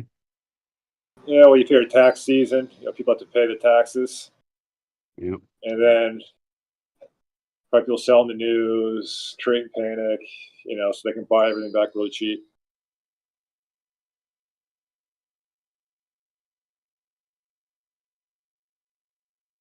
I just stay in my bunker and turn off the TV. Come back out. Come back out later and what? RTM's at $1? NFA. DYOR. Yeah, exactly. Exactly. So it's not that long now until the Bitcoin halving, is it? Yeah, no, it's not. The 20th, give or take. So it's probably about 6 days, give or take a day. Yep. Yeah. But I mean, I would say that the recent pump is kind of like the ETF, like it was a slow startup, but then. Yeah. Yeah, there's I'll another. call it the There's another one coming the- up, isn't there? There's the Ethereum one in Hong Kong. Yeah. That could kick off the alts. Yep. Yeah, I think after tax season, we'll see things going back up. Yeah. The only thing constant is change itself. Yeah. But hey, here at Raptoreum, actions speak louder than words. Yeah, exactly. True. So we may not be putting an announcement out every day of this and that nonsense, but testnet. It's online, right? Yeah, we're getting it done. It is. Hey, you know what? Boy. You guys asked the question on the update. How do you make it easy for newcomers? Yeah. Any thoughts And on it? I was listening, and I do have some thoughts on it because, hello, newcomer, Newbie, yeah. newbie. Oh, come on, You you've know, been when I around a got it- while now. You know what you're doing. Well, I know what it was like when I was first coming around, and I don't know how many times I blew up Charlie's inbox. You know, thanks, Charlie. Appreciate you, man. But what was the question again? Remind me of how it was phrased. Let me have a look. Let's see if I can find it. While you're looking for that, I'm gonna go get a hot piece of steel.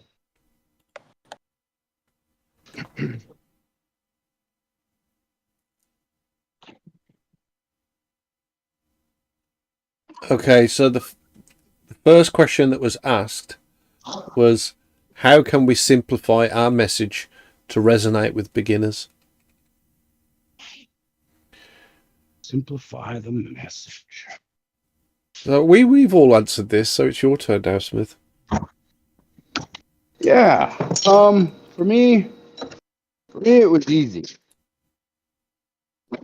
It wasn't, and you said something that I couldn't agree with more. It's the start or the adoption. It's not so much the rest of it, if you will. So it was the ease of access, especially for me. How easy was it to get my foot in the door? And then incrementally, you learn the rest, right? But so the message Exactly. should really be focused, I believe, on the ease of access. One of the things that even from somebody who has no background in coding, I mean, I have some. I'm not an idiot when it comes to computers. You know, I'm the smart one in my family, right? Sonny, I don't know how to work my phone. Oh, give it to Jesse. He knows what to do, right? That kind of smart. I'm not like, hey, I just hacked into JD Knives computer system. Hey, Jesse, you know that T-shirt you got on? It's covering some words underneath. I was just wondering whether it says "complete idiot."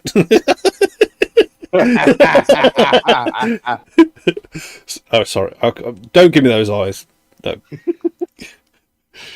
But what got me was the fact that it was like doable in any code language. Yeah. That right away said ease of access to me. And so I don't think that the message should be really, I don't think that only the message should be catered to the entry point of it, but literally the message is the ease of access of Raptoreum. So the fact that it's so easily adopted by guys like me and guys like everybody else really is the message. So that's because honestly, and I say this about talent because my brother, he's very talented. It's like anything he picks up, he masters it, right? And it's always bothered me. And because I didn't think, hey, the talent stops there, right? But what I found out is talent isn't actually a gift per se. It is and it isn't. But it isn't a gift per se in the way that you're just given something, either you have it or you don't have it. Talent is, I believe, the ability to persevere and learn something despite your shortcomings. Because I've learned that I can learn to do anything my brother can do. It just takes me a lot longer, a heck of a lot more work, and a lot more practice to something that he just has naturally. So talent isn't something that you do or do not have. Talent is something you just need to work for. And so I'm saying that because a lot of the things that I strove for or strived for, however you say that, seemed impossible to me at the time. But it was the ease of access to that, the ability to know that I could start at step one. that's what got my foot in the door. And after that, the incremental growth was whatever. Who cares? What Yeah, you know? yeah. Before you know it, now I'll be coding up the next test net. No, I'm just kidding. You're more than welcome. Yeah, but the point is once you have your foot in the door, the rest is a cakewalk, right? Yeah. So one of the Just biggest things for me was somebody kind of put the whole pie in front of my face for a lot of things, and the whole pie is intimidating. But if we just split up it into, here's a bite-sized piece first, and that first bite-sized piece is just literally anybody can do this. And I'm telling whoever's watching this, anybody can do this. So that's the message. You want to make it more inviting to people? Get your foot in the door, and the rest is easy. It's super easy. If you try to look at the whole mountaintop, it's intimidating. If you just look at the first step right in front of you, especially when it comes to Raptoreum, it's super simple. It is so simple. Because that's where they made it. They catered it to everybody. ERM is saying talent is achieved by those that try. Yep. I mean, people can have talent and it'd be wasted.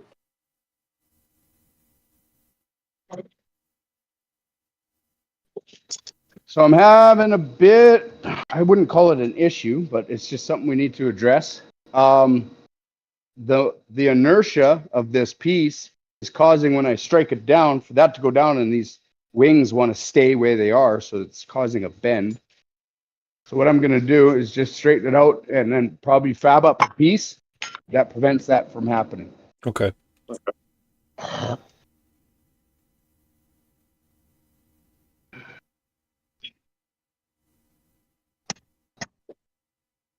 But when you say fab, you don't mean like Fabio is going to walk into your shop. It means you're going to weld something up, right? Correct, yeah. Well, I'm going to take a piece of mild steel and I'm going to mill a slot. Mill.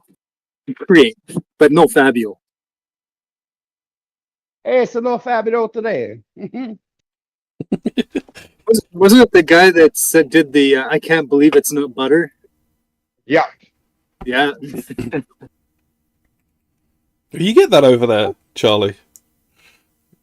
Years ago, many years ago. But yeah, we had those commercials over here with that Did guy. you? Yeah. We had that over here as well. I'm really hoping that I just have something already. But I don't think I do. I don't think I do.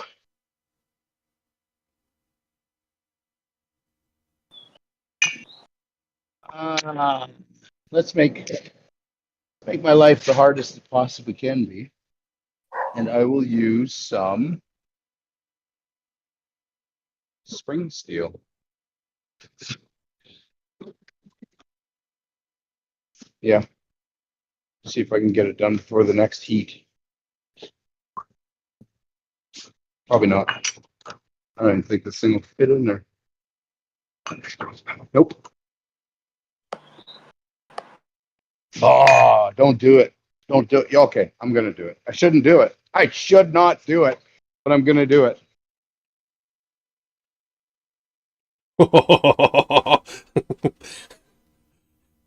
So this is a mill clamp, and this is not how you use mill clamps.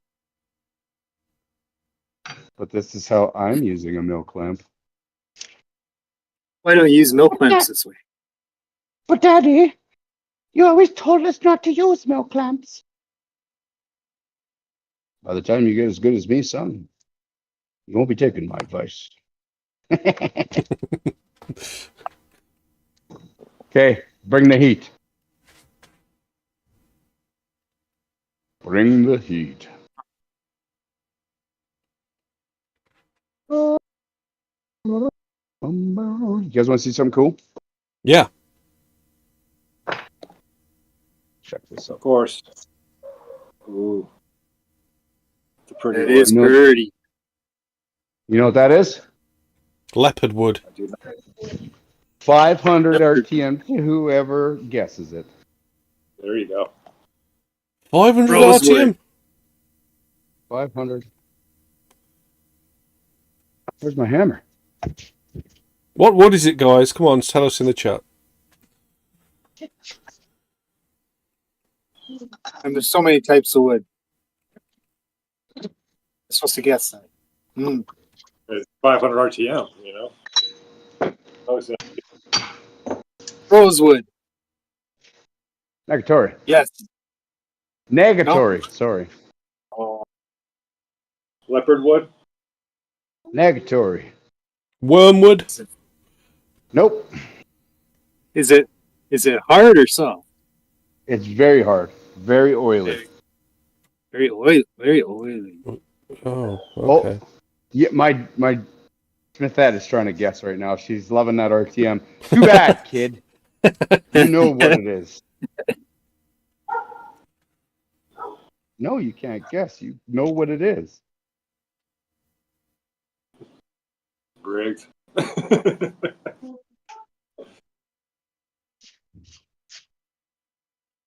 So this is the natural. Oh, turn it over. Oh, there you go. Oh, so close. Dang it! I didn't realize that was on You there. get a screenshot of that? It was there. Rewind, screenshot it, answer, quick. Here, I'll throw some alcohol on it to give it a shine. Check this out. Mahogany.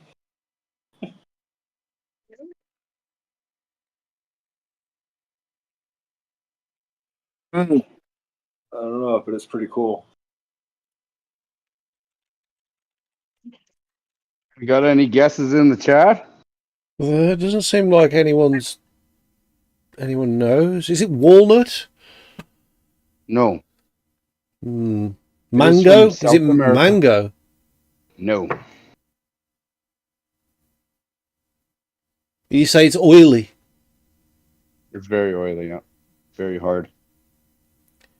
Is it mindy? Mindy. No.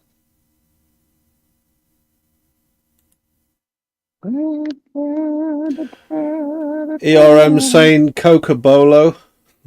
Nope. Nope.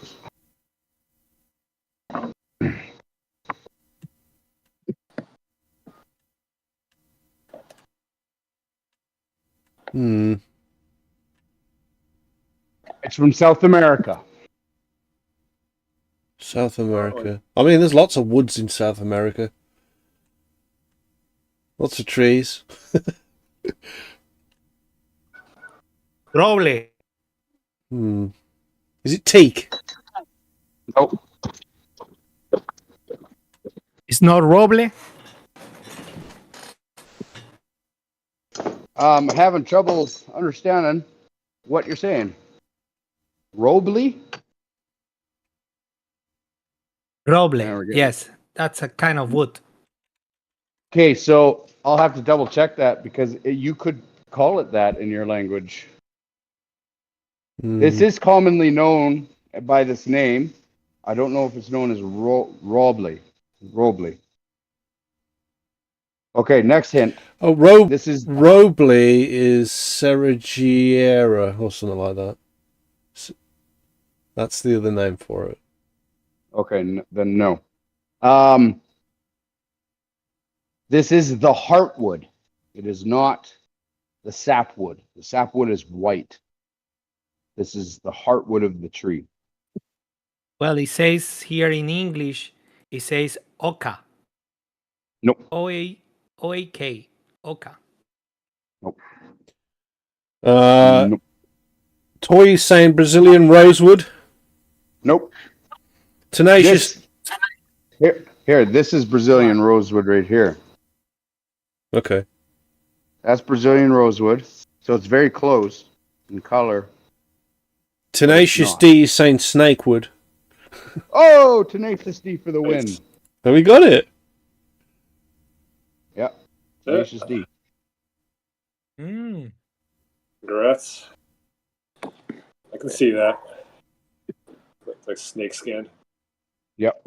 Well done, Tenacious D. I'll have to send it you afterwards because we need to save the RTM for Scherm's bag.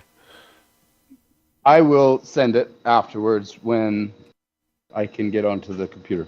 All right, cool. Well done, Tenacious D. Snakewood.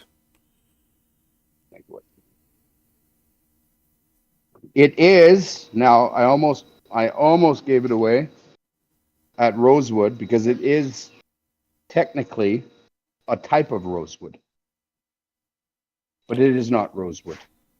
This is rosewood. I'll show you. This is called Indian rosewood. Okay. It's a more bland version. Yep. My next But it guess is a- was Koa. I think that's how you say it. KOA. Koa. Yeah. Yeah, that is native to Hawaii.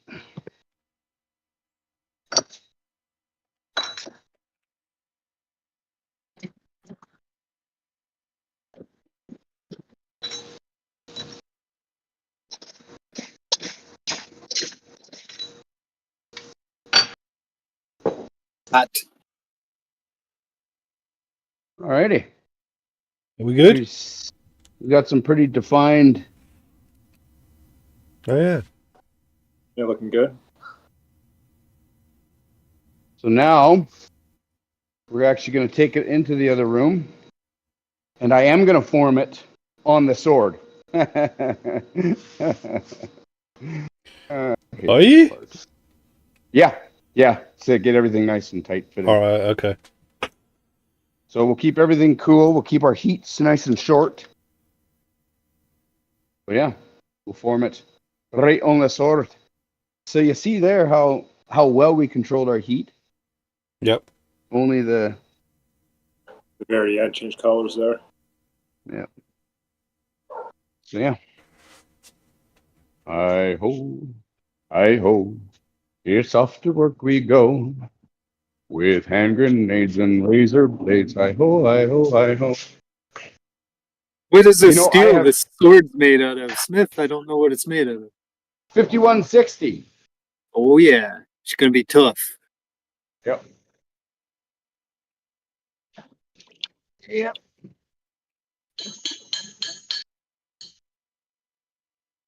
Cutting this. But yeah. Bam.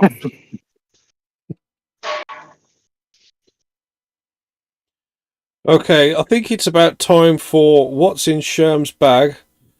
So Scherm, if you get your camera on, and I'll do the intro, and I'll let you know when to show the people. All right. I'm just gonna start. Right. I'll start the intro now. Like a Scherm's got a bag that's filled with mystery. No one knows what's inside, it's a rig history. He's always walking around, catching everybody's eye. But what's in Scherm's bag? We all wanna know why. Okay. What's in Scherm's bag? It's a rig masterpiece. Nobody can guess, it's got us all deceased. Is it gold and diamonds or something bizarre? Scherm's got us wondering what's inside his jar. What's in Scherm's bag? Scherm's got us wondering what's inside his bag. What's in Scherm's bag? Scherm's got us wondering what's inside his bag. All right, Scherm, what is in your bag? Well, that's small.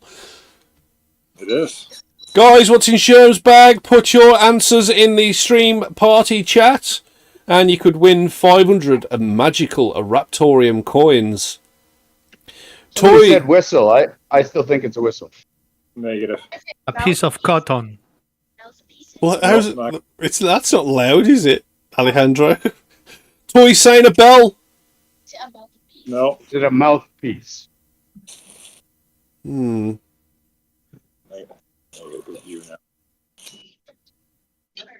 Oh, I think I know what it is, but I'm not going to pay myself, so I'm not going to say it. Alright. Guys, what's in Scherm's bag? Answers in the chat, please. It looks like fake tits or something like that. What? From my grandmother. Come on, Alejandro. Fake tits. Not in my bag. No, he definitely hasn't got that in there. Smithette is allowed to guess as well if she wants to earn some Raptoreum coins. What is in Scherm's bag? Earplugs, earbuds. You got it.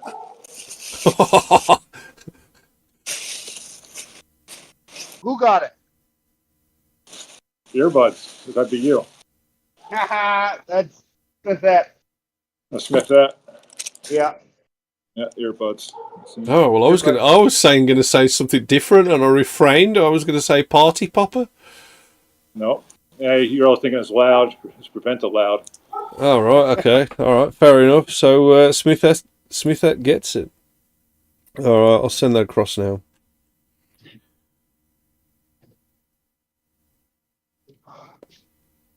Okay, well, while you guys were away, I did fit it.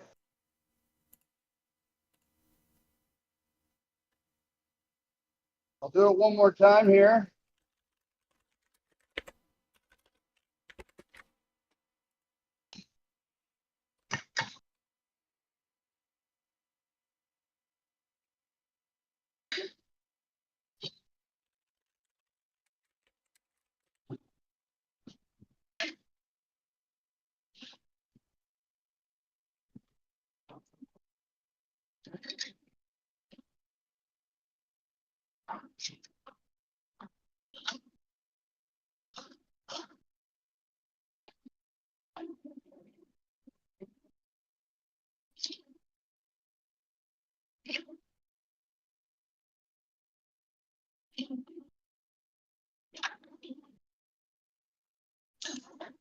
Yeah, Phil.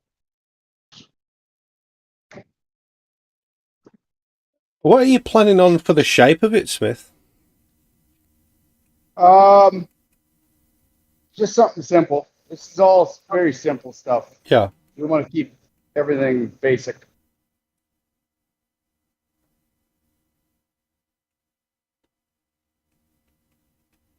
Just marking out the sides so that I remember the orientation of what goes where. Okay. Then I will also, sorry, go ahead.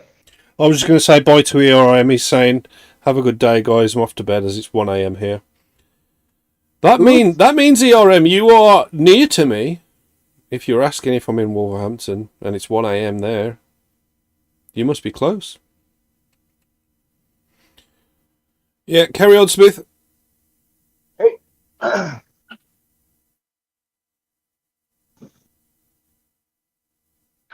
get you to drop that on. It comes time. Go get the other piece too. Oh, you're in Worcestershire. I like to go fishing in Worcestershire. Some good carp fishing over there.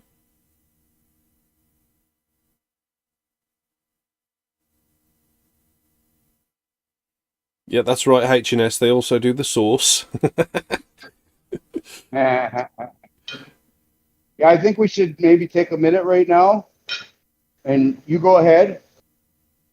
And for everybody listening, nice and slow, say the word.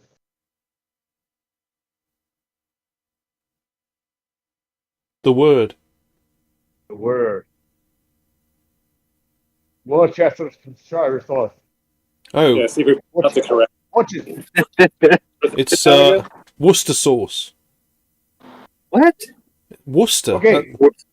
Come on. Yeah. Yeah, it's not spelt like that, but that's how we say it. Worcester. So, you'll have to fact check me. But when they made the sauce, they tried to make something and then it turned out terrible. And then they sealed everything up and they came back and it was fermented and all of a sudden it tasted good. But it was Worcester sauce that was made. No, it was sauce that was made in the Worcestershire, correct? Worcestershire. Yeah, Worcestershire. It's because Shire is another name for like a village or a town, right? Probably. I don't know. Here in Canada, you can go for a status of a village, and then after that, it's a hamlet, and then after that, it's a town, and then after that, you can apply for city status. Yeah. But so the village, hamlet, but I know over in England, one of those items is a shire. Okay. So the sauce was made in the Shire of Worcester. Well, I suppose a shire is... I mean, Worcestershire is a county. So that's a big place. Which is bigger than a village, bigger than a town. Okay. It's a whole county.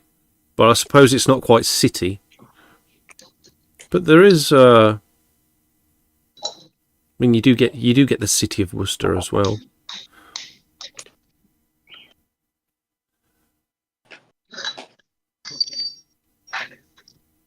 But yeah, it's Worcestershire or Worcester. How do you say it, Scherm? I would say Worcestershire or Worcestershire. So you don't say Worcestershire. Worcester. Nah, I don't go like that. It's too much. I have heard some US-based people describe it in that manner. That wouldn't surprise me. So do you get... It's kind of one of those things that everybody kind of says differently, depending on the day and the time. Yeah. Okay, so here we're pretty happy with all that. We're gonna take it. We're gonna machine it now. Okay. So the nice thing about wrought iron, go ahead and dip the whole thing, is it's not hardenable. Which means we can cool it down in water.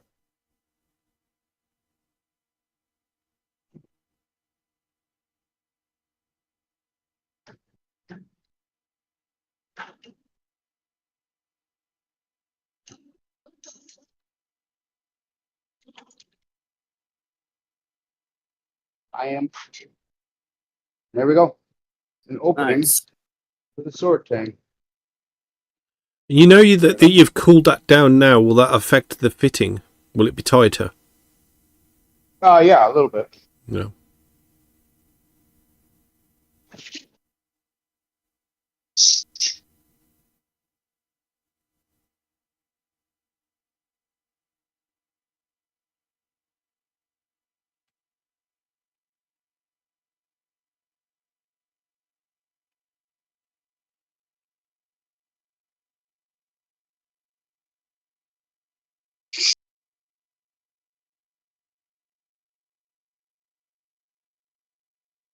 So what I can do is I can go and forge these thinner. However, I want to actually expose the grains of the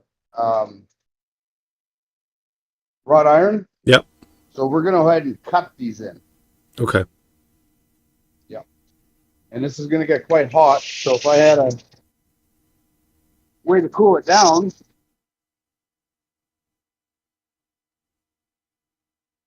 that would be fantastic.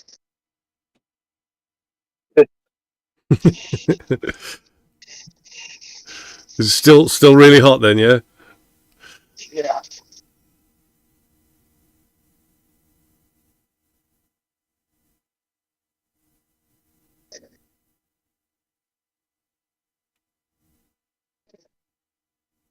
I'm also going to get a new belt so that this goes a little faster. Newer belt.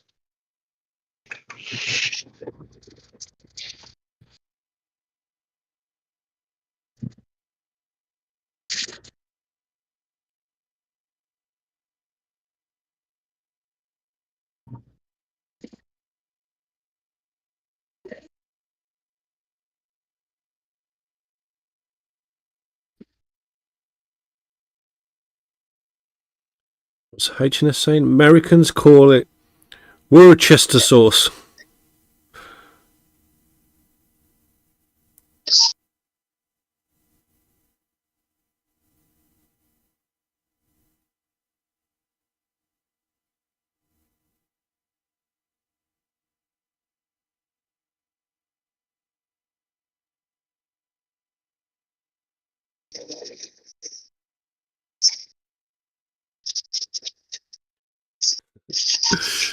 But your dad calls it the worst of our sauces. It's not that bad. I mean, it is made with fermented fish, as far as I understand it. Yeah, is it really? Yeah, fermented fish. Yeah, Massive anchovies. anchovies. Yeah.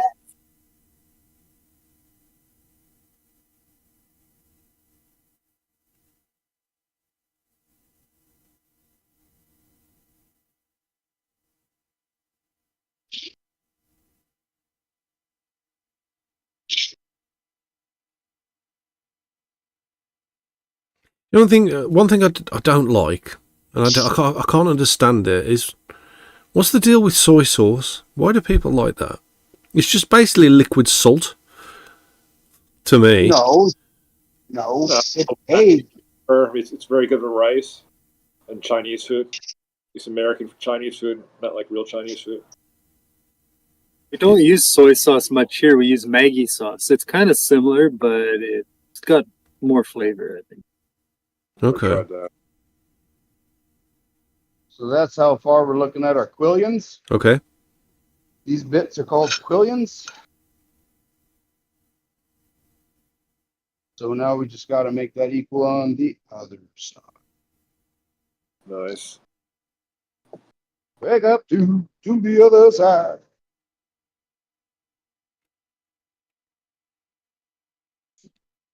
I will show you guys my new to me toy. Want to see?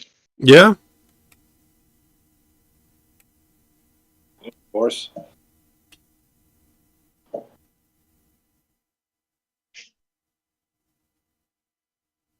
A big toy. Oh yeah. What's this? It's a bandsaw. Mm-hmm. What a game changer. It looks extremely dangerous. Good fun. It is. Oh yeah, definitely fun. Definitely fun. Definitely fun. So I'm just gonna measure roughly. I'm just gonna measure roughly with my good to 10,000 calipers.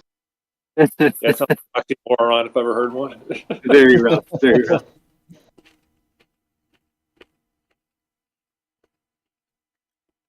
So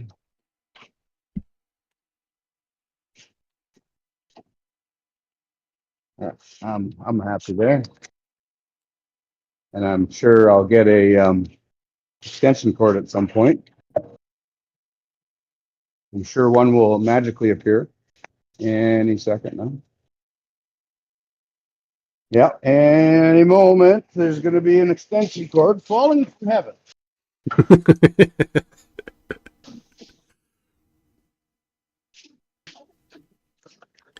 Smith Jr., if you want some more RTM from the community, you get that extension cord immediately.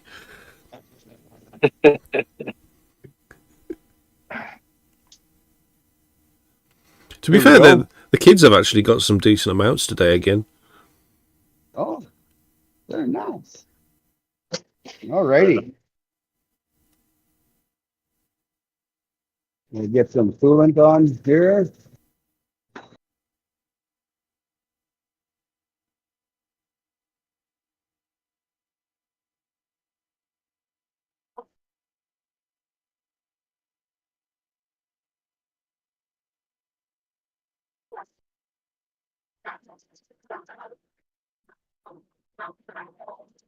Come on in. Get some close up.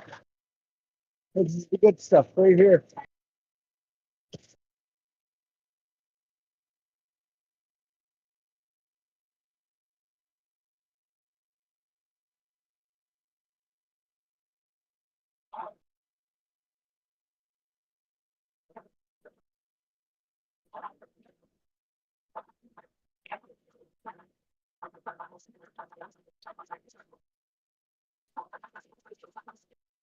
So when did you get your new toy then, Smith?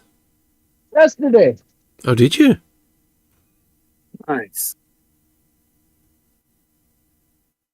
That's why we got such a jerry-rigged coolant system here. It should have a bucket underneath. Yeah.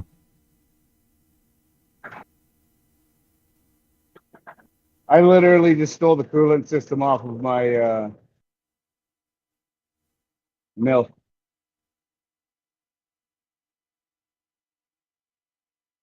And this is the neat part too. And once it's off, it shuts itself off. How does it? It does.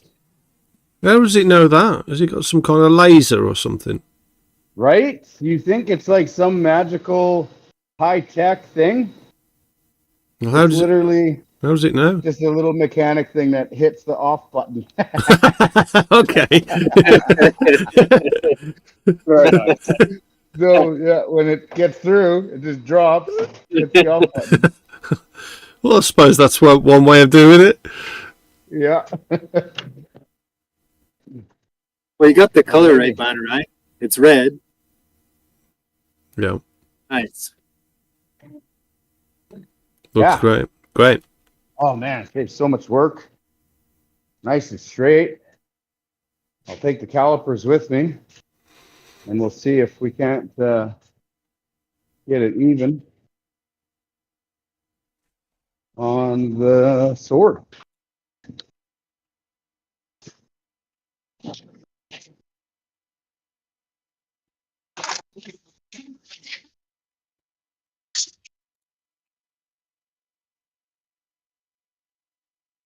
So I'm just gonna. We are not aiming for complete precision right now, but we want to get it close now, so that when we are trying to be precise, we got that much less work to do.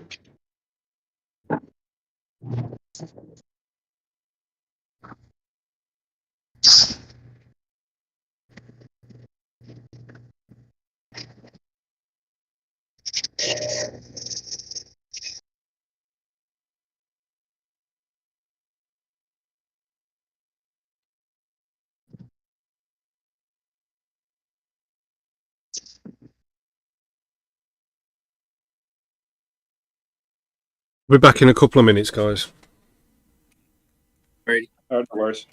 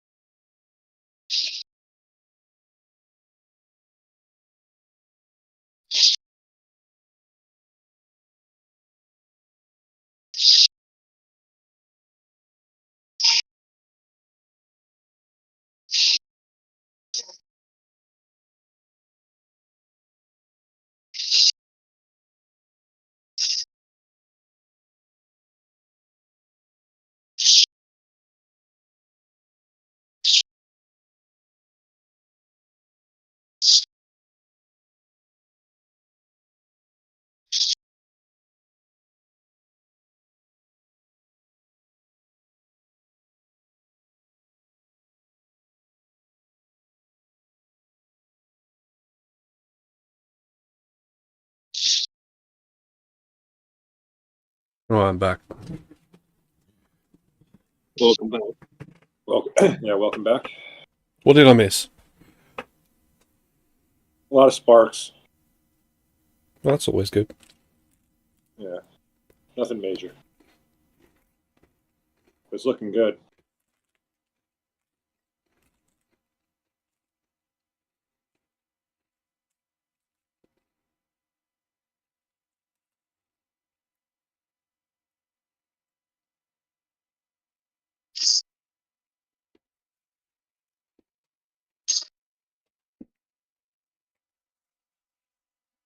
Saluzai stuff is saying white vinegar in the US and malt vinegar in the UK. Is that for Liam Perrins? Are you sure?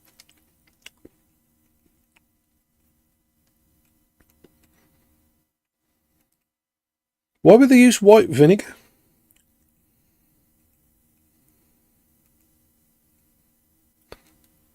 Hey, Do you like raw fermented fish? do you get onion vinegar over there? Or I don't know that one. You don't know that one. You see, sometimes at fish and chip shops here, which is a staple English tradition, some of them allow you the option of onion vinegar, which is pretty nice. It doesn't sound terrible. Oh, that's looking good, Smith. Yeah, that looks awesome. Yeah. Let's go beat it into submission a little bit, shall we? Hey, we've still got 96 viewers. That's decent. Decent. It's very nice. Ooh. Yeah. That added some weight for sure. Made it a little bit more wieldable. Let's go fit a handle. People like the sword. Yeah. There's a bunch more weight coming off this guard yet. But first we got to make a loft. In order to make a loft, we need to know our other shape. And our other shape is the shape of the handle. So, I'll be right back. Just gonna go grab our... Let's send a little bit more rain to the community. If you're active in the chat, you're going to get paid. Oh, and be sure to remind me when we go to shut things down here that I got to send some of that precious RTM. To Tenacious D, was it? Tenacious D. Yeah.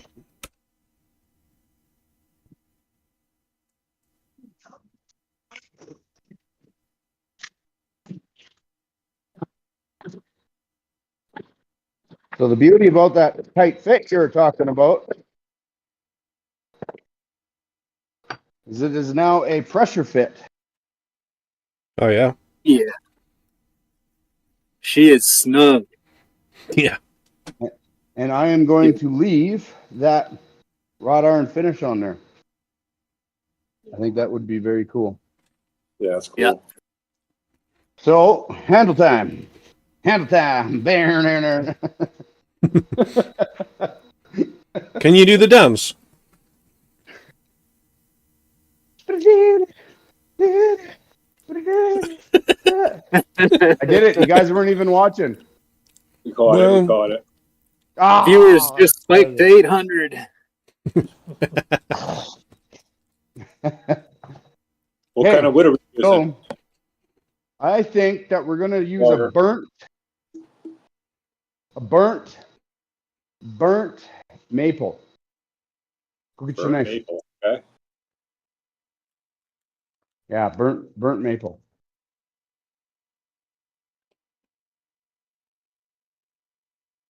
You guys will see an example here shortly. Junior here made his first knife the other day. Oh, that's awesome. Congrats. Yeah. Yeah, Awesome. I Very cool. had to stop bragging about it in front of him. His head's getting so swollen.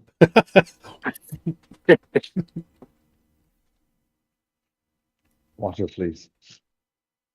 And this is it. Oh yeah, brilliant. Hey, that's very a heck of a first knife. Yeah. Wow. Oh, wow, So wow. I know what Very y'all are nice. thinking. How much did I help him? Nothing. Poor kid Wow. was on his own. I gave him direction, but other than that, he did all of it himself. Hand sand, 100% of this is hand polished, hand sanded. Everything is shaped by hand. He said, "Okay, what now, Dad? Go shape it on the grinder." Shape it on the grinder. I said, "You know where the hand files are, boy." Okay. Yeah. Look at that. What a terrible job, hey? Beautiful. He's in the room, That's a so heck of a job. no. You must have a good he did- teacher. Yeah, must he know blew away somebody. my expectations. So, but anyways, this is also burnt maple. Oh, okay. Oh, yeah, it's nice. This is burnt curly maple. Sweet. I like it. But the burnt part kind of goes with the theme of the wrought iron. It also is a natural way to stabilize wood because you burn the lignins. And now the lignins is what absorbs moisture. So when you cook the lignins in the wood, they can't absorb anymore. It's essentially a very controlled form of charcoal. Okay. Yeah, I've seen people doing this for different things, fences and whatnot, to kind of proof them against the outdoor.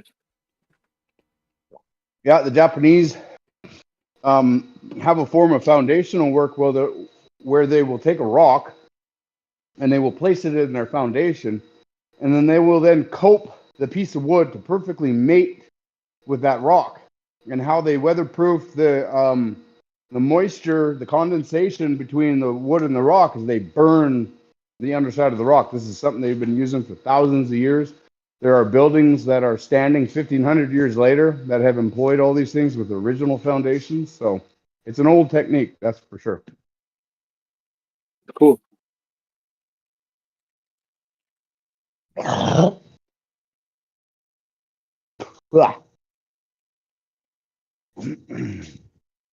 All right, so let's pick our wood out, yeah?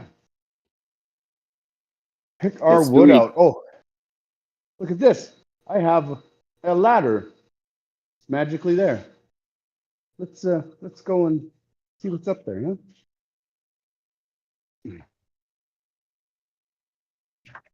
I'll be right back, actually. I don't think he's got enough clamps. Maybe You need know another what? 50 or 60. I'm going to give you my wife's number, and I would just like you to repeat that, please. No problem. Every time they Keely. were on sale, I'd go in and grab one. And it's funny because she would hide the flyers from me.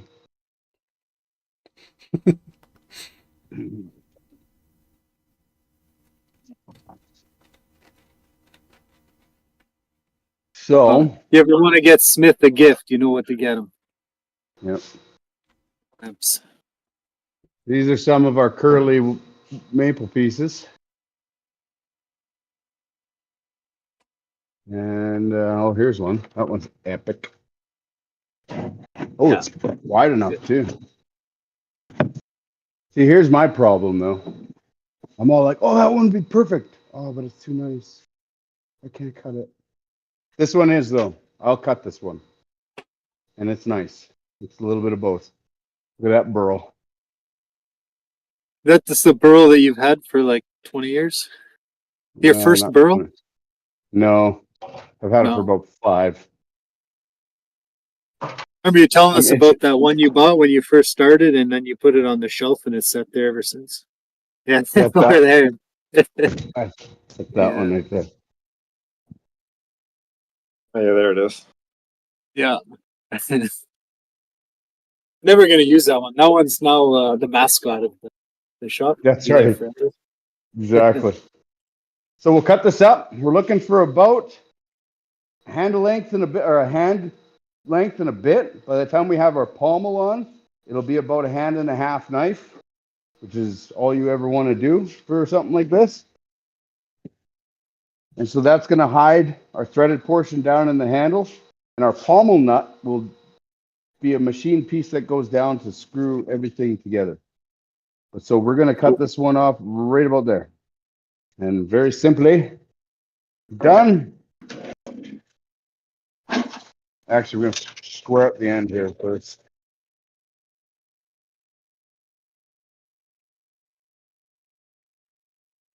Is this a new saw too, or am I just my memories suck? Just your memory. Okay, good. Your shop seems to have undergone a lot of changes. Yeah. Oh, big time. We've been busy.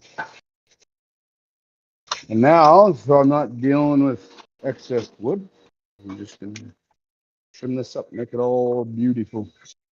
And now it's this cattywampus piece of wood.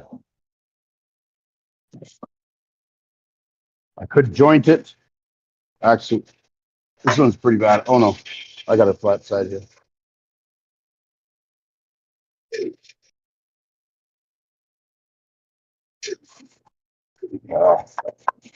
Yeah, okay, I'm jointing it.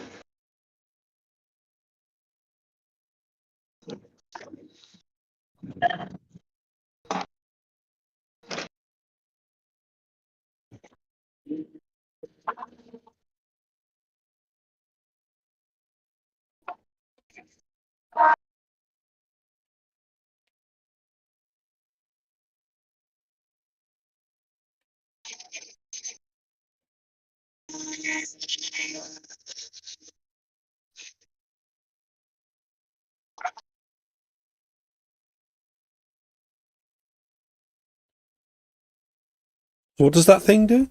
This is a jointer. Like a planer on steroids.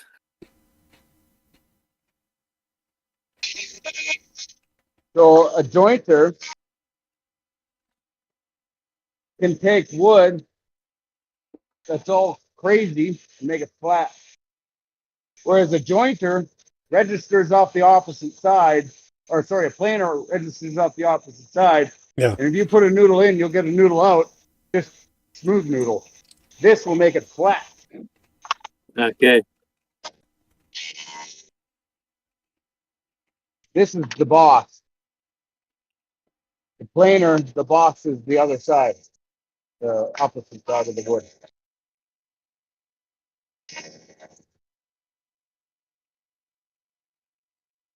I'll get some alcohol here and we'll see the grain.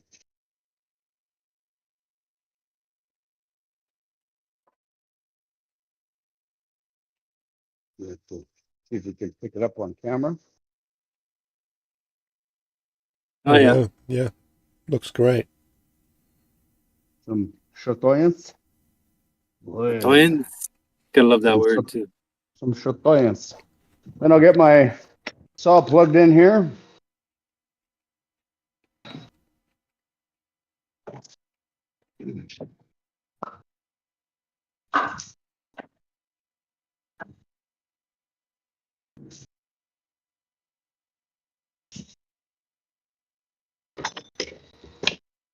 I'm in a hurry to get things done. Why rushing till life's no fun. All I want to do is live and die, but I ain't don't know why. Rushing till life's no fun. I'm getting it. I'm getting it.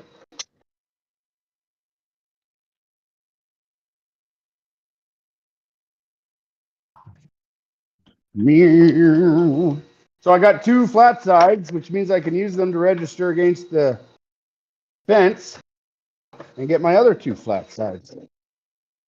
I don't need a ton of blade above the workpiece, so here we go.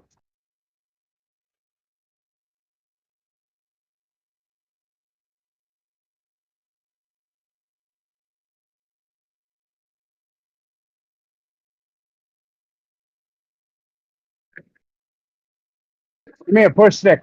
I don't want all the safety sallies on my face. I was just gonna say something about it. Yeah, right. To say, hey, kids, don't do this at home. But there we go. There we go. A nice squared up piece. Now we can put it in our jaws and punch a hole through it.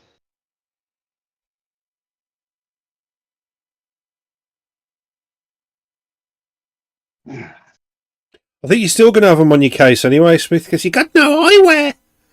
I got no eyewear. I literally just took them off. I'd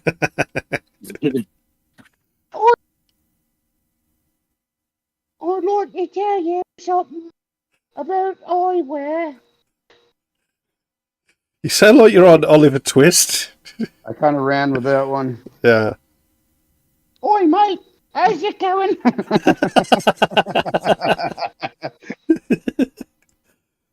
I bought a piece of land in Scotland and they call me Lord. Sorry, that was a little too personal. Yeah, that was. You really hurt my feelings there.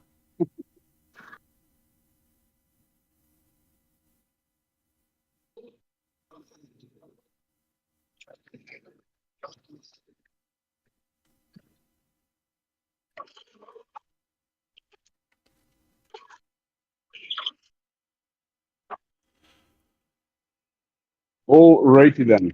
Want to see a cool trick? Go on then. I literally just made it up on the spot. I need to know where to punch through on the other side in order to get to make the holes match up. Right? Right. Right.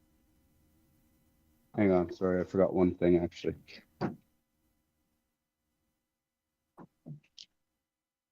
Move this.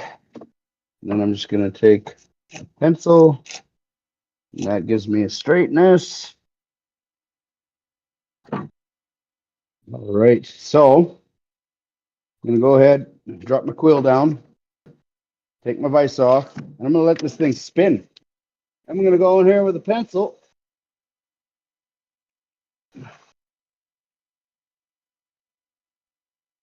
And what I get is a center mark.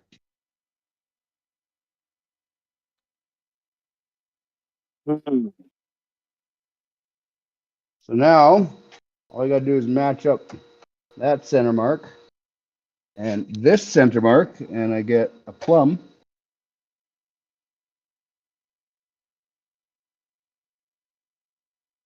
So that center mark's good. That center mark is almost good. What the heck, anyhow? Hang on here. Let me just mark this over and save myself a little bit of headache.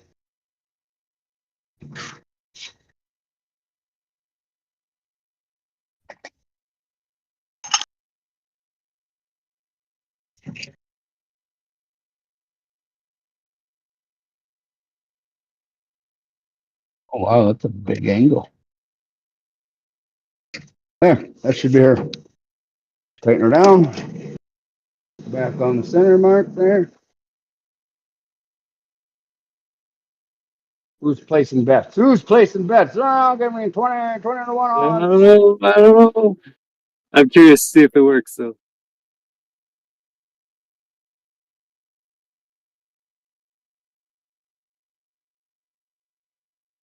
Oh, oh, looks like it.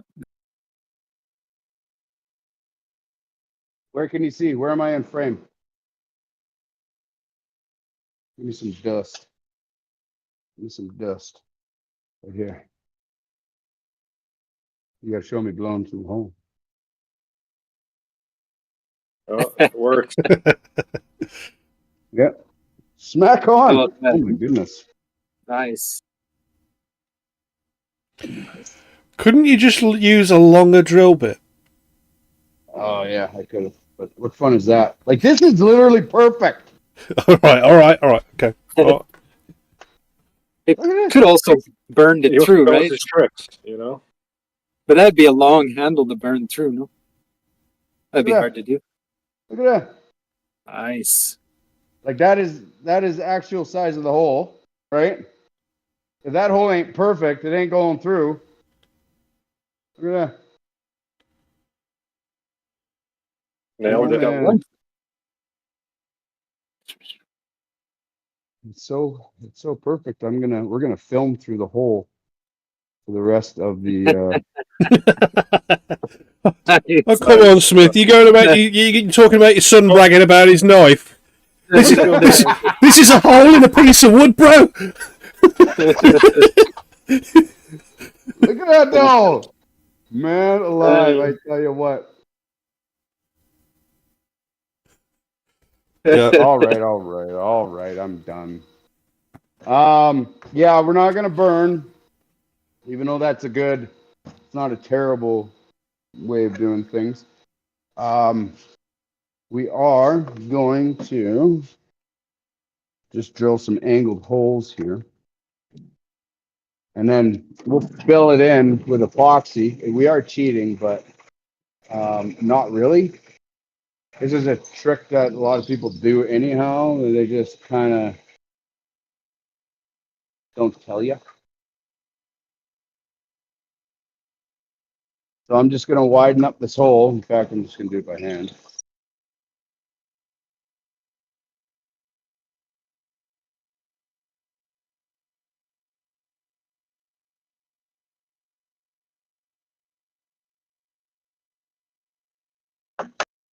Now we've oblongated it.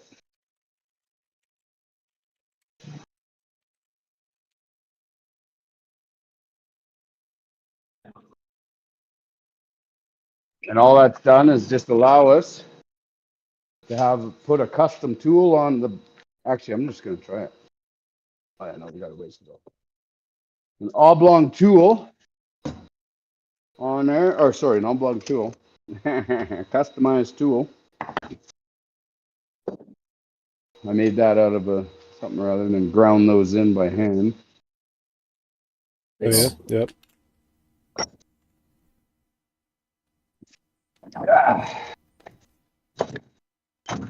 And we're just gonna saw away at the wood until you fit the sword handle in.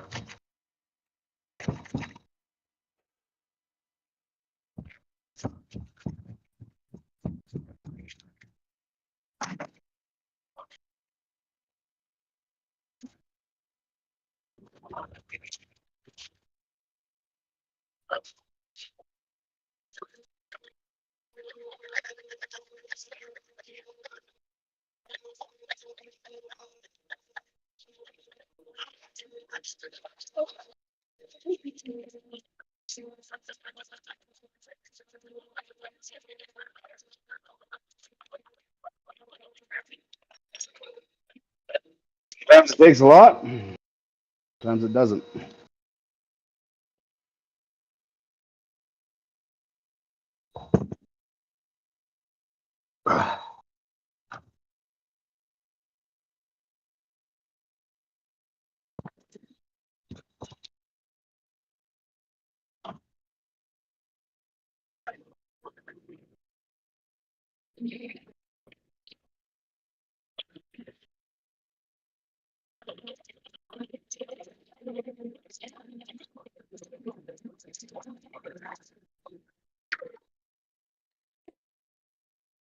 So burning it on is a good option, like right now that most of the hole is done.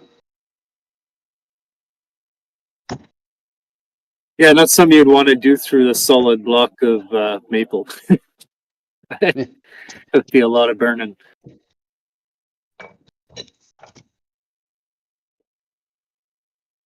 Gonna check what's where here.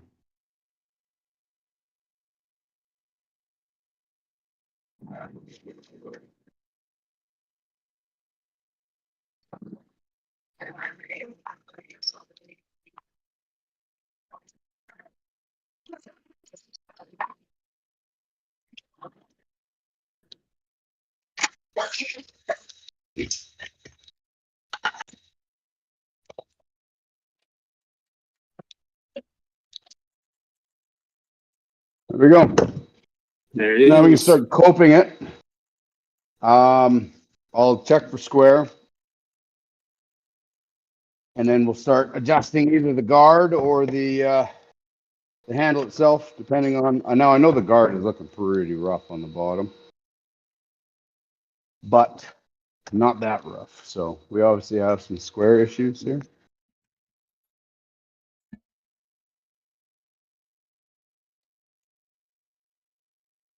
So we'll fix that up.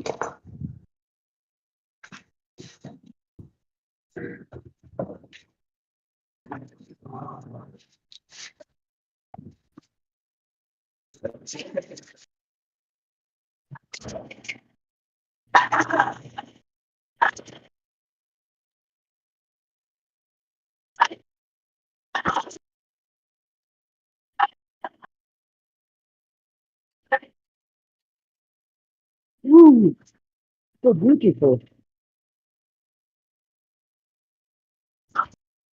You're back. Just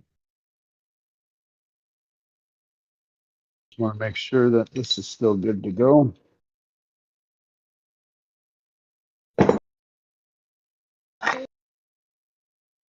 Okay, I'm pretty happy with the handle, so the next thing to get fixed is the guard. Well, hang on here. Maybe that. No, handle. More work on the handle. Yeah, come on.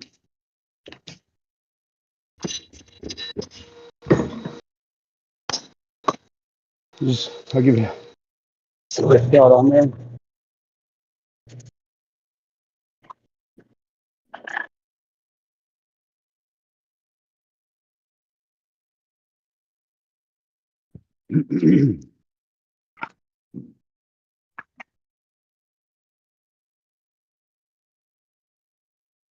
Okay, handle's good. It's the same level of ugly, no matter which way I turn it. Which means the handle is not the one thing that is making the difference.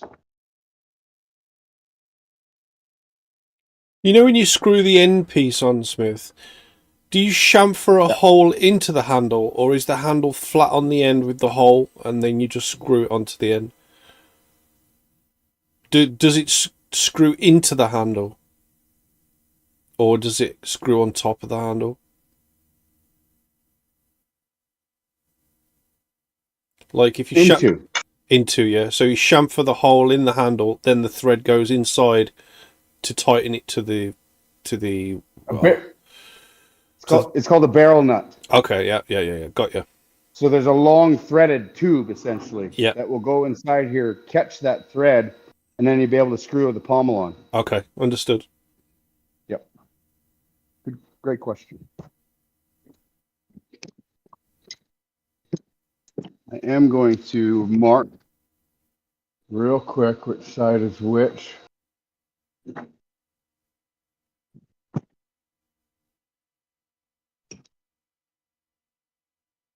Okay, so there's a little bit more of this rough look on one side. Yep. I'll use that as an indicator. Oh, hang on. Look at that. Roughness. That's how I will remember.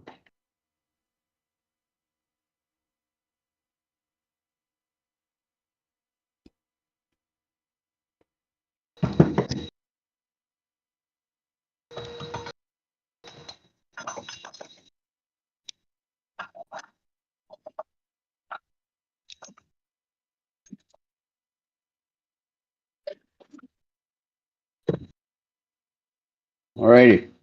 So now I'll go clean up this face here, causing most of my issues.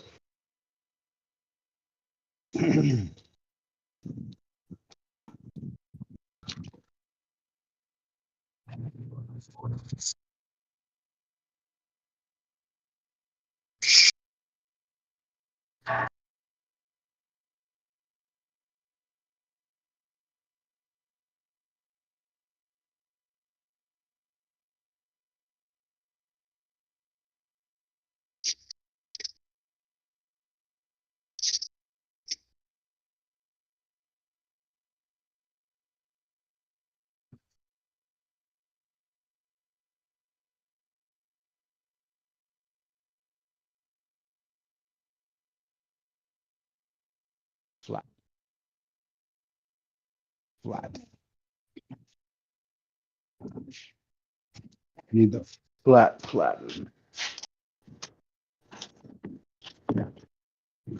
Don't touch that. Let it fall where it is. Okay.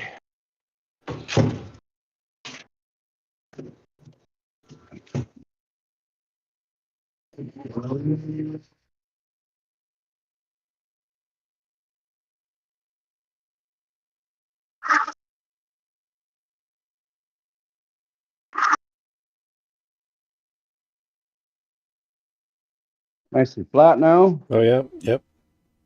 You guys also see how rough that is still. We don't care about that yet.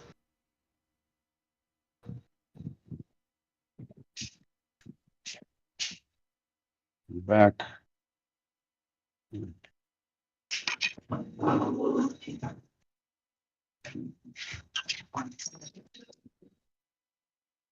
lot of putting on and taking off.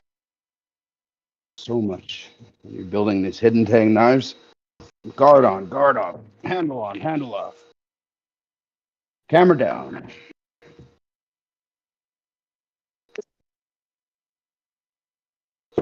Okay.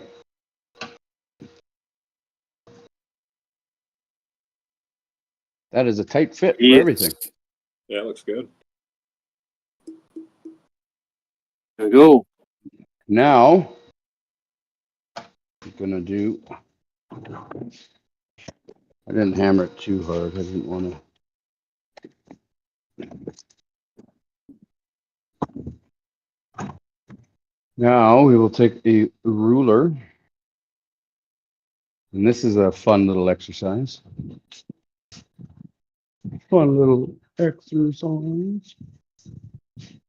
I actually made. You know what? I'll make something. So here we.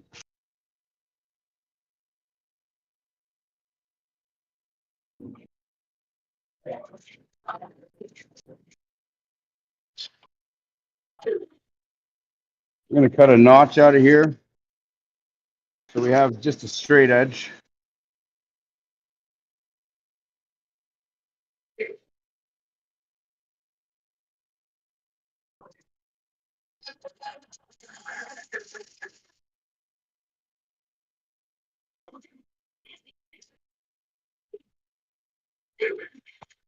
We might go deeper.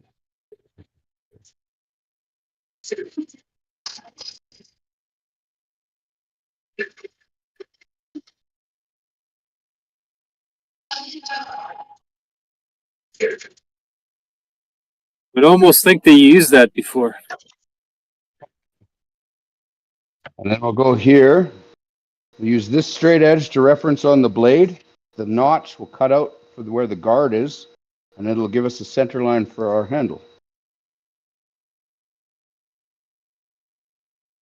So no matter what orientation my handle is, if I've managed to do it crooked or whatever, this will give me a straight line. In line with my blade.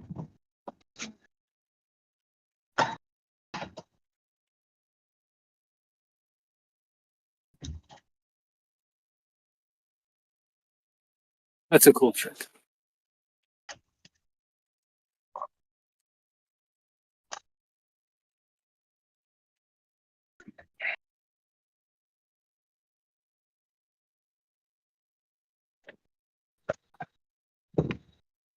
There we have it.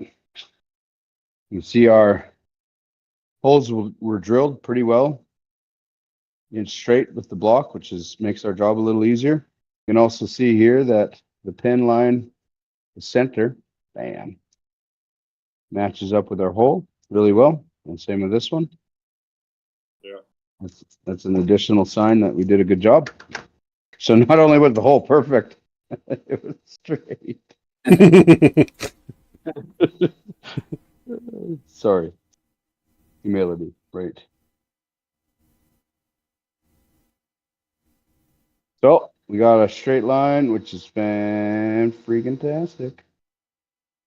We're just going to use these as reference points. We're going to freehand most of this stuff. We know that our guard comes right to about there. So we're going to use that. We're going to come along here and we're going to stand some stuff.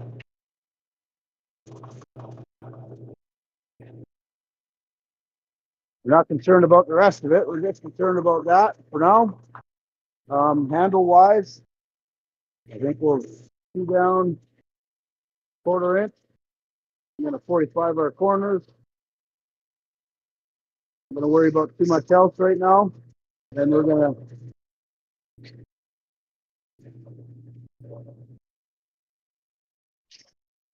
round those corners off. Now I get the eyeball stuff.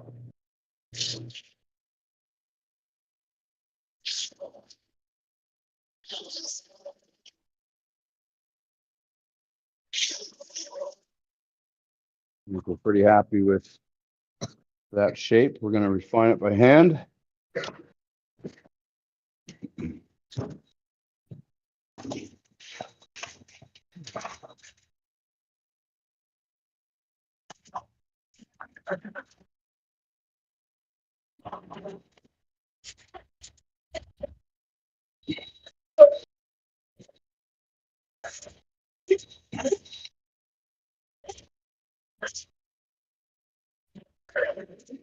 We're just worried about the profile. We're not worried about anything behind it for now. And so one of the reasons that cutting it straight and in line with everything else makes our job really easy, because now we can take this over to the bandsaw.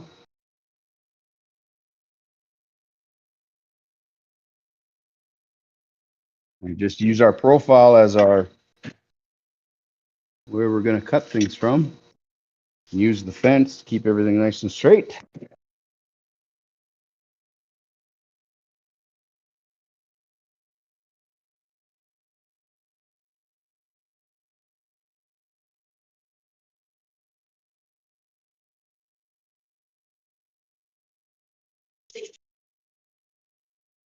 Nice.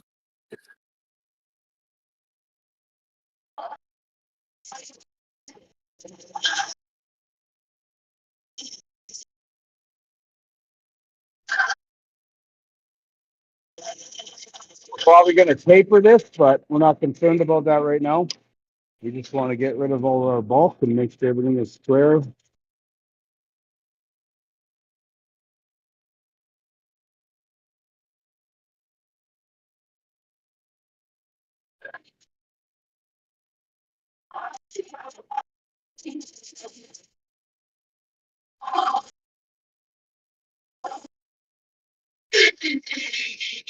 Make it get crazy.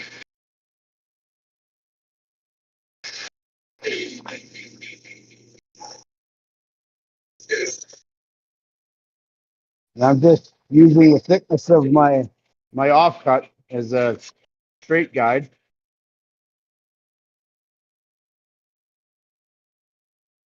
I've never seen anybody cut like that before. That's pretty cool. Make that look easy, Smith. Hey, I'm trying to be humble here.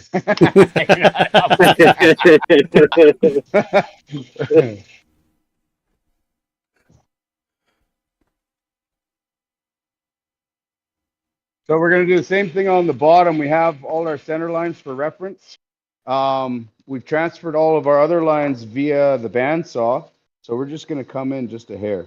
Oh, I got wax or something on it.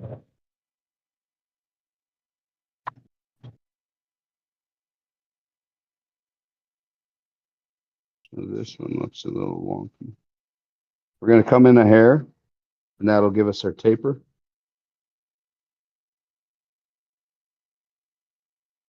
Somewhere around there, just some rough lines. And we're gonna do the same thing. Just go to the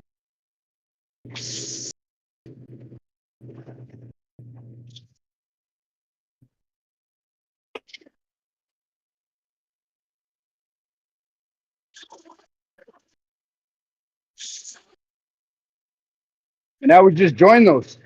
That's it. Awesome. Just like that. Yeah.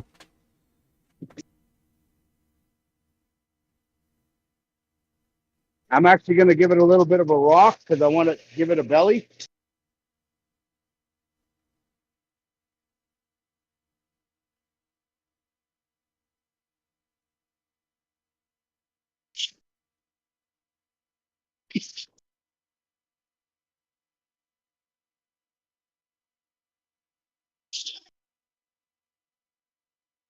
I'm not going to spend too much time here because I still got a lot of coping to do on the guard itself. This is just a rough operation.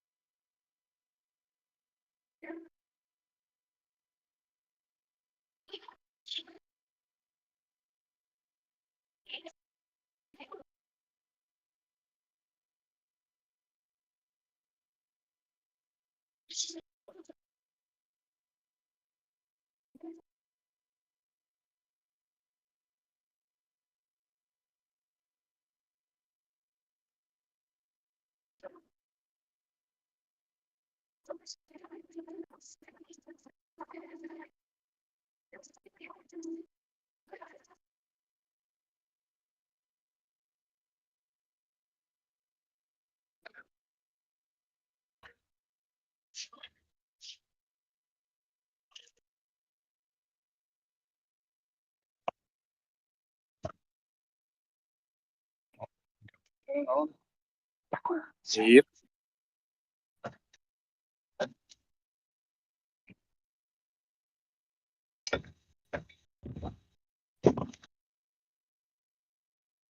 Much better. Bam. Pommel next. Brilliant. It's Looking tight. good. We'll go in, Looking good. we'll go in here and now we can come in here and get that and then bring all our angles into the handle. But yeah, that's where we are for today. We're getting a little long in the tooth on the stream, so I think we'll cap her off. That's brilliant. Looking Yeah, good. it's looking really good. So are you going to be bidding on this, Charlie? Am I allowed? I don't know. I thought you were saving your RTM because you'd spent so much on weaponry. Yeah, I should, but the Smith makes it really difficult Yeah. to save my RTM. Yeah. All right, Smith, that is brilliant. Let's go spend some RTM. Thinking of spending RTM. I have to go make sure Tenacious D gets his up and comings. Also, Smith, we need another cuff. Oh, for your daughter. That's what we need to get rolling. So if you can take some pictures of it after the stream, then I'll get it up. When does she actually go away? She went. She drained everything to do it. Oh, she's been and gone and come back. Yeah, it sounds terrible now, right? Yeah, so now we got to refill our supply. So basically, Right. we're paying off her overdraft. Is that what's going on now? Essentially, she did it with the knowledge that she had some up and comings. Okay.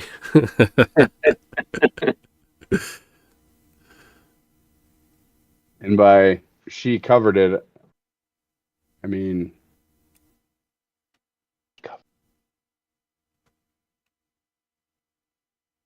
Where are we? Oh, right here. Bow, bow. Mr. Tenacious. RTM. Dot send. 500 at Tenacious. Where are you, Tenacious? There we are, right at the top. Bam! Done. There you go, Tenacious. All sorted. All right then, guys, we need the cameras on as per usual. At the end of the stream, we always have our cameras on.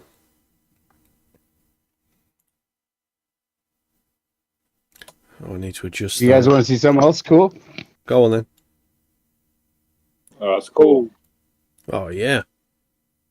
Now, real quick, I didn't make it. Looks good. A fellow knife maker, fellow Canadian knife maker did. That's very nice. Yeah. This is actually over 20 years old. Yeah. Yeah. Yeah, and he's a very brand famous. Yeah, right? Who's that? What's his name? His name is Peter Marzatelli, or it was. And he did quite a bit of work with Columbia River Knife and Tool. So they have a bunch of his models that he designed still in circulation. But this is one of his handmade customs from 20 plus years ago. Pretty neat. I love the sheath. Wow. It's a beast. Yeah. Look at that thing. Wow. Serious. Crazy. Very cool. Yeah, awesome. All right then, guys. Thank you for tuning in for the CryptoSmith stream. It's been awesome. We've got a lot done on the what was it? The Salt Slayer. The Salt Slayer. If there's any salt around, this is what you need. The Salt Slayer gets rid of it fairly fast. Really quickly. Be sure to pop a like on this stream and share with your friends, family and acquaintances. That would be great. This is the official Raptoreum YouTube channel, and we will be back here next Sunday to continue. Are we going to continue with this, Smith? Yeah, hopefully finish it. Oh, that'd be brilliant. Yeah, to continue with the Salt Slayer. It's set in now, I know the name.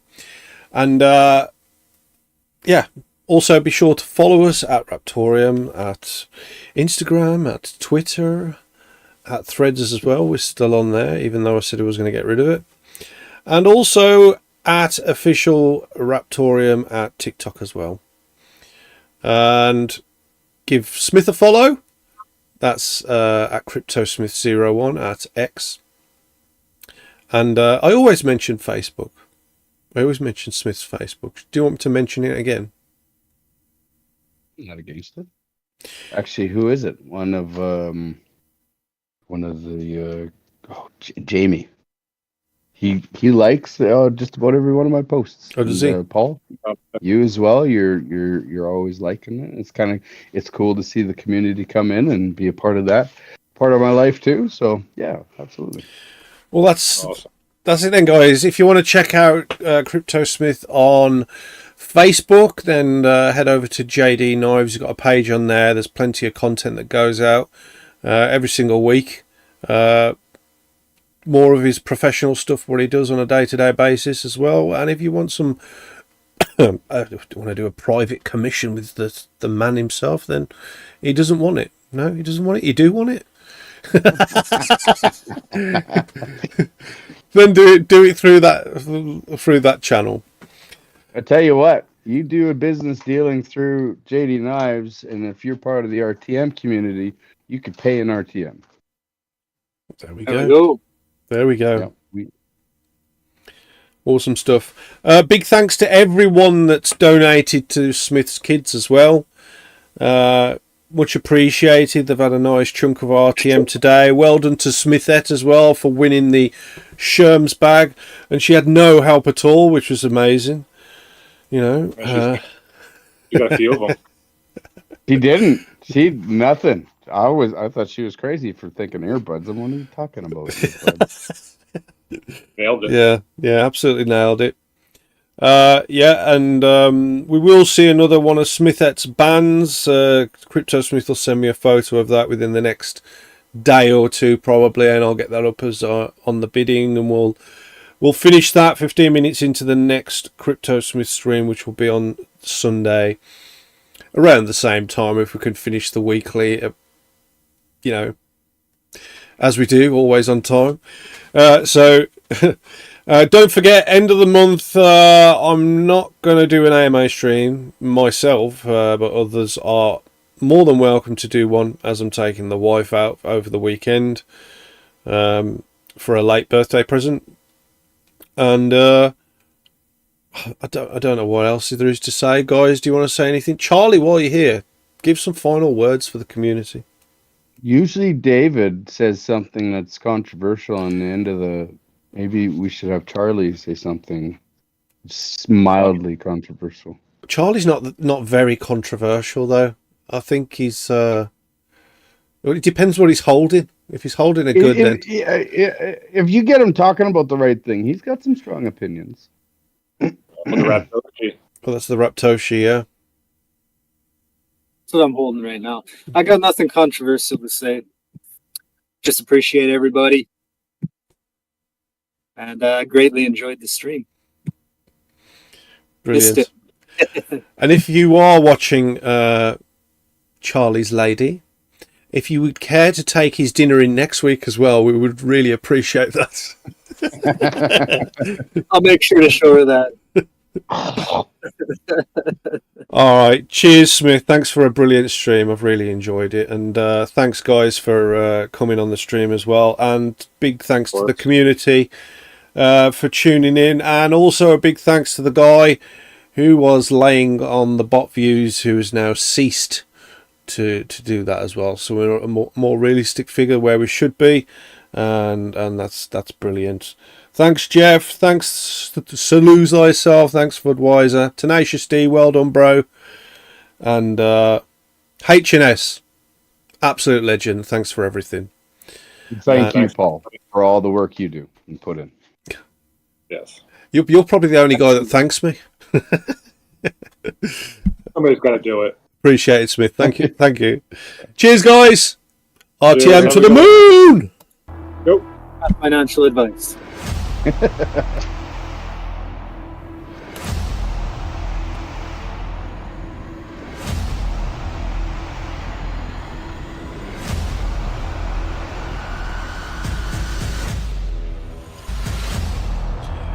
Budweiser, HNS, and a few other guys.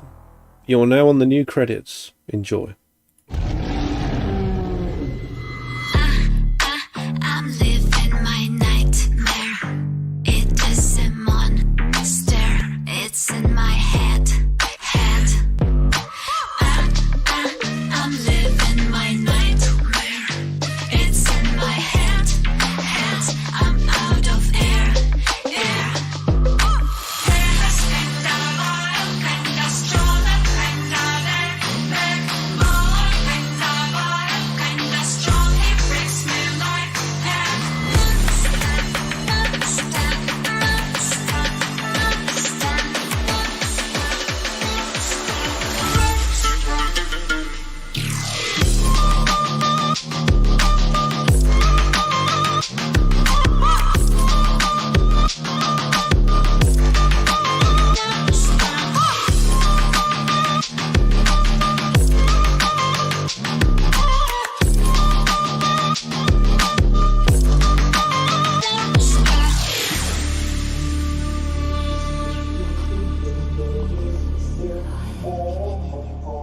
Cheers, guys.